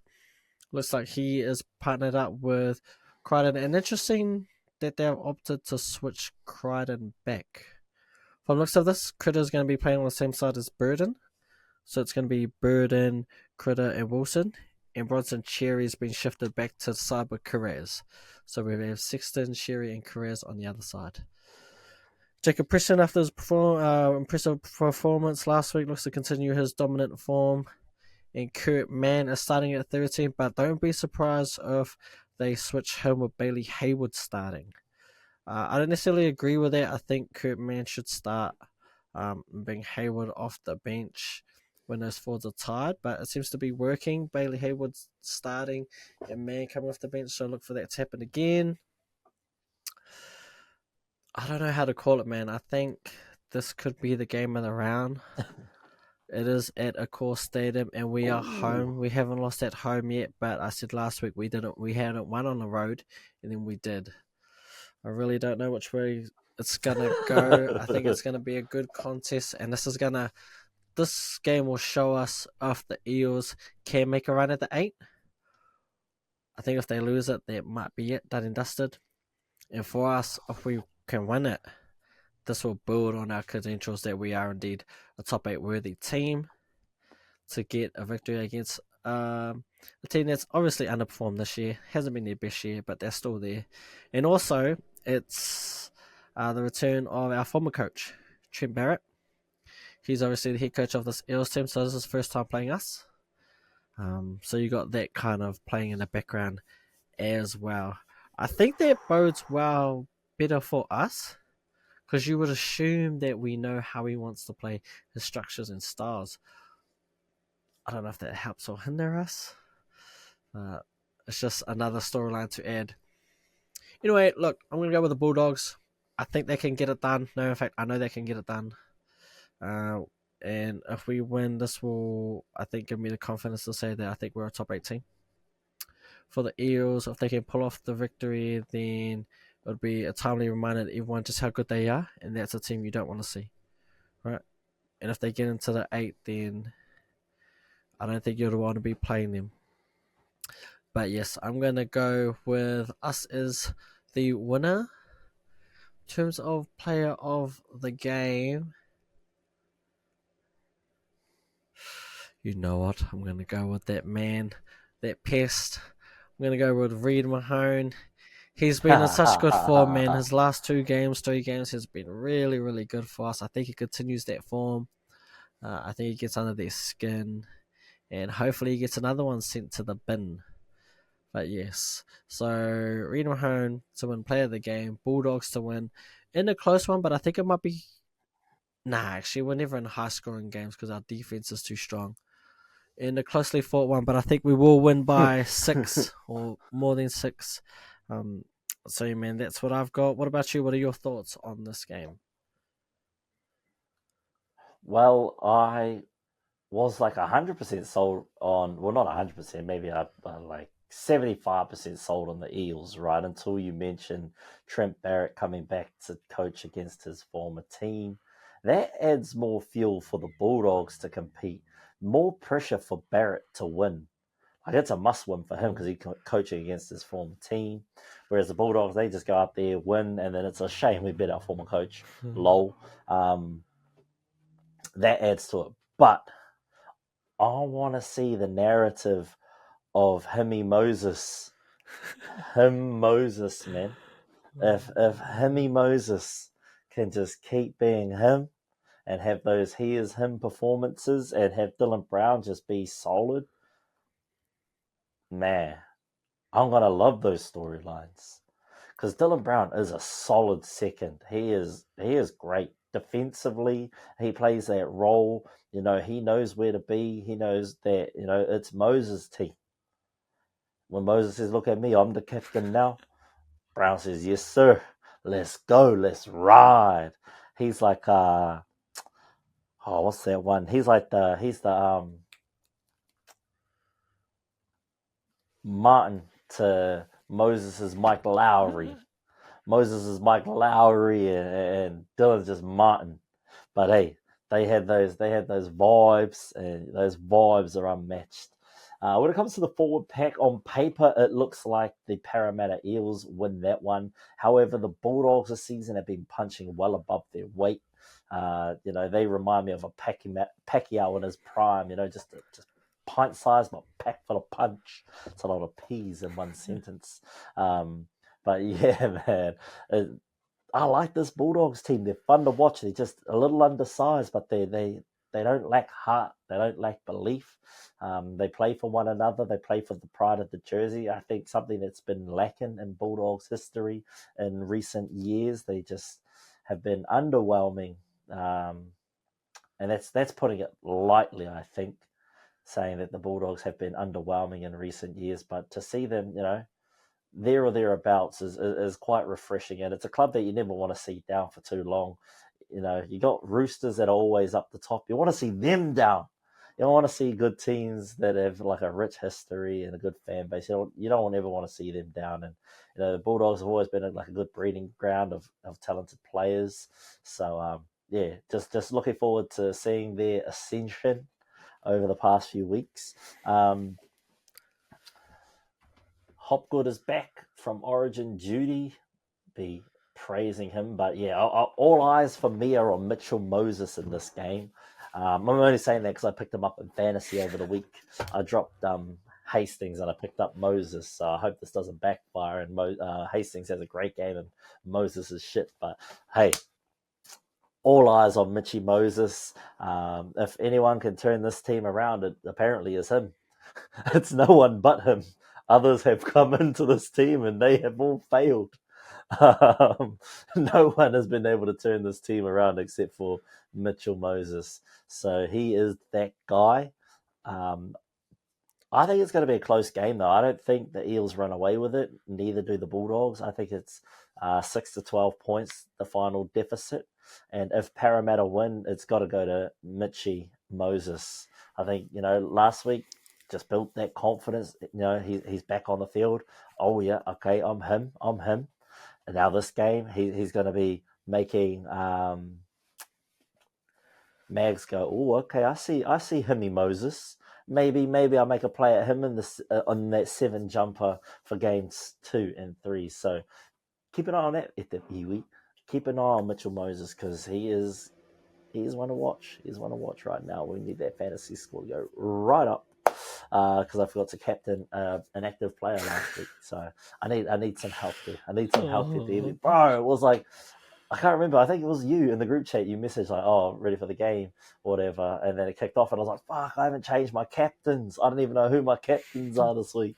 Logged in, and they're both like, my captain was on Oh Hopgood, my goodness. and Vice was on Willison. Yeah, so yeah, terrible week for fantasy for me. But Fano, speaking of fantasy, next year we're going to try and start a fantasy league with Tukoirangi, myself, and some of our friends and guests of the show. So we'll get them on here and we will try and do what we do with the TAB and pick some good players for you to look out for and trade for. But to be honest, don't listen to anything we say around fantasy, man. We just out here blind leading the blind. We the three blind mice. Maybe that's what we call it. The NRL fantasy tips presented by the three blind mice. But speaking of the TAB, speaking of tips, let's head over to the TAB sports betting for this round. I'm just going to keep it plain and simple. If I don't hit this week, this is my last week in the TAB. I know I said it last week, but this is going to be my last week. And then I'm going to try and hope and pray that Benji can join us on Thursdays and get these bets in because I'm tired of donating money. And, it's okay to know when to give up. And I think this round 13, like $500 later, is the perfect time to give up. So without further ado, let's say this one is presented to you by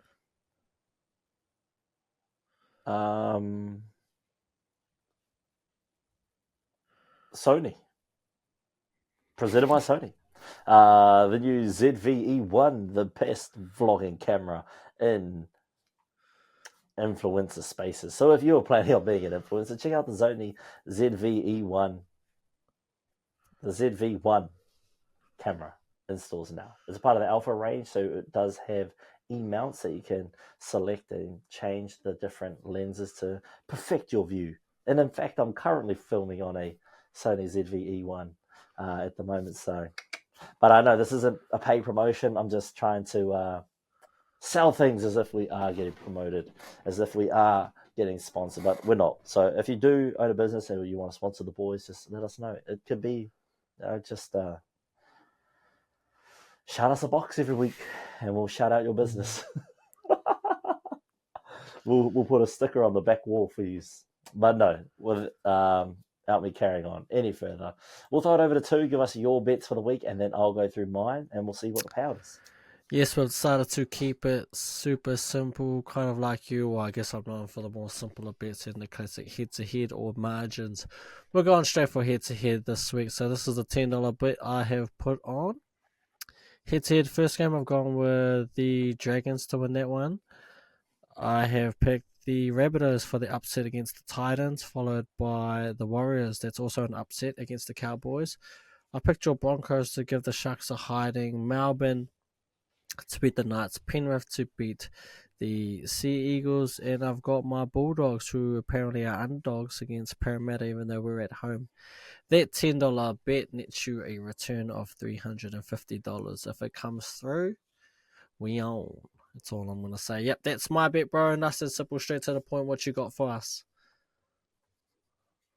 Yes, well, similar to you, pretty much. I've gone with head-to-heads, and I've picked all the favourites. I've gone with the Dragons over the Tigers, the Titans over the Bunnies, the Cowboys over the Warriors, the Broncos over the Sharks, the Storm over the Knights, Panthers over the Sea Eagles, and the Eels over the Bulldogs, which nets me a lowly $176, which still, if I won this, would leave me at a negative on the season in terms of money donated and money returned. I have had better luck in the stock market. I've had a return in the stocks of $60, and in crypto, I've made 340 so far. So there we go. More safer and reliable options out there to iwi. And when you put in money into the stocks and into crypto, you have a chance to pull it out where you invested at. So you put in 100, you go up over 100, you drop under 80, but you can wait till it gets back to 100 and pull it back out. When you gamble, you just lose. No one wins. So Te iwi, if you do have a gambling issue or someone you know and love has a gambling issue, please do reach out. There is a gambling helpline in New Zealand called let me just search it up real quick. Gambling Helpline is a 24-hour service. You can text 8006. This is only in Aotearoa, or you can call them for free day or night on 0800 654 655. That's 0800 654 655. Safer gambling Aotearoa, safer gambling e te iwi. Don't do it if you can't afford it. That's it, I think, from me. Don't forget to watch the Women's NRL game. This podcast is coming to you live at 12:30 p.m. New Zealand time on a Thursday afternoon, and the game kicks off at what time does the game kick off? Let me Google that one time. It will kick off at 9:45 p.m. New Zealand time. So, whatever time you're listening to this podcast, hopefully you listen to it as soon as it drops, and then you'll know that it's on tonight at 9:45 p.m. New Zealand time. Whatever time it is in your country, make sure to get up and watch it. Support the Wahine. They are phenomenal athletes, incredible talent, and yeah, just up the New South all day, every day. The girls will go get it done. I'm going to throw it over to Tukoirangi to wrap things up for the show. Thank you all so much for joining. That's me, done and dusted. Rawiri, out. Yes, and always we'd like to thank our supporters both near and far for your support, and for those that are new to the community, you're more than welcome to join us. We hope you've enjoyed our coverage for today of both previewing round 14 of the NRL and also the review of Origin. Please stay safe, whānau, and as I already said, if you're going to gamble, gamble responsibly. It's just not worth it, okay? It's not worth it, Really not. and if you need help, reach out, to those around you, and also to the helpline that I already provided. But other than that, we're going to keep it short and simple. We'll look forward to seeing everyone on Tuesday at our review show. Until then, see you when we see you. Chur to the chur, mā te wā.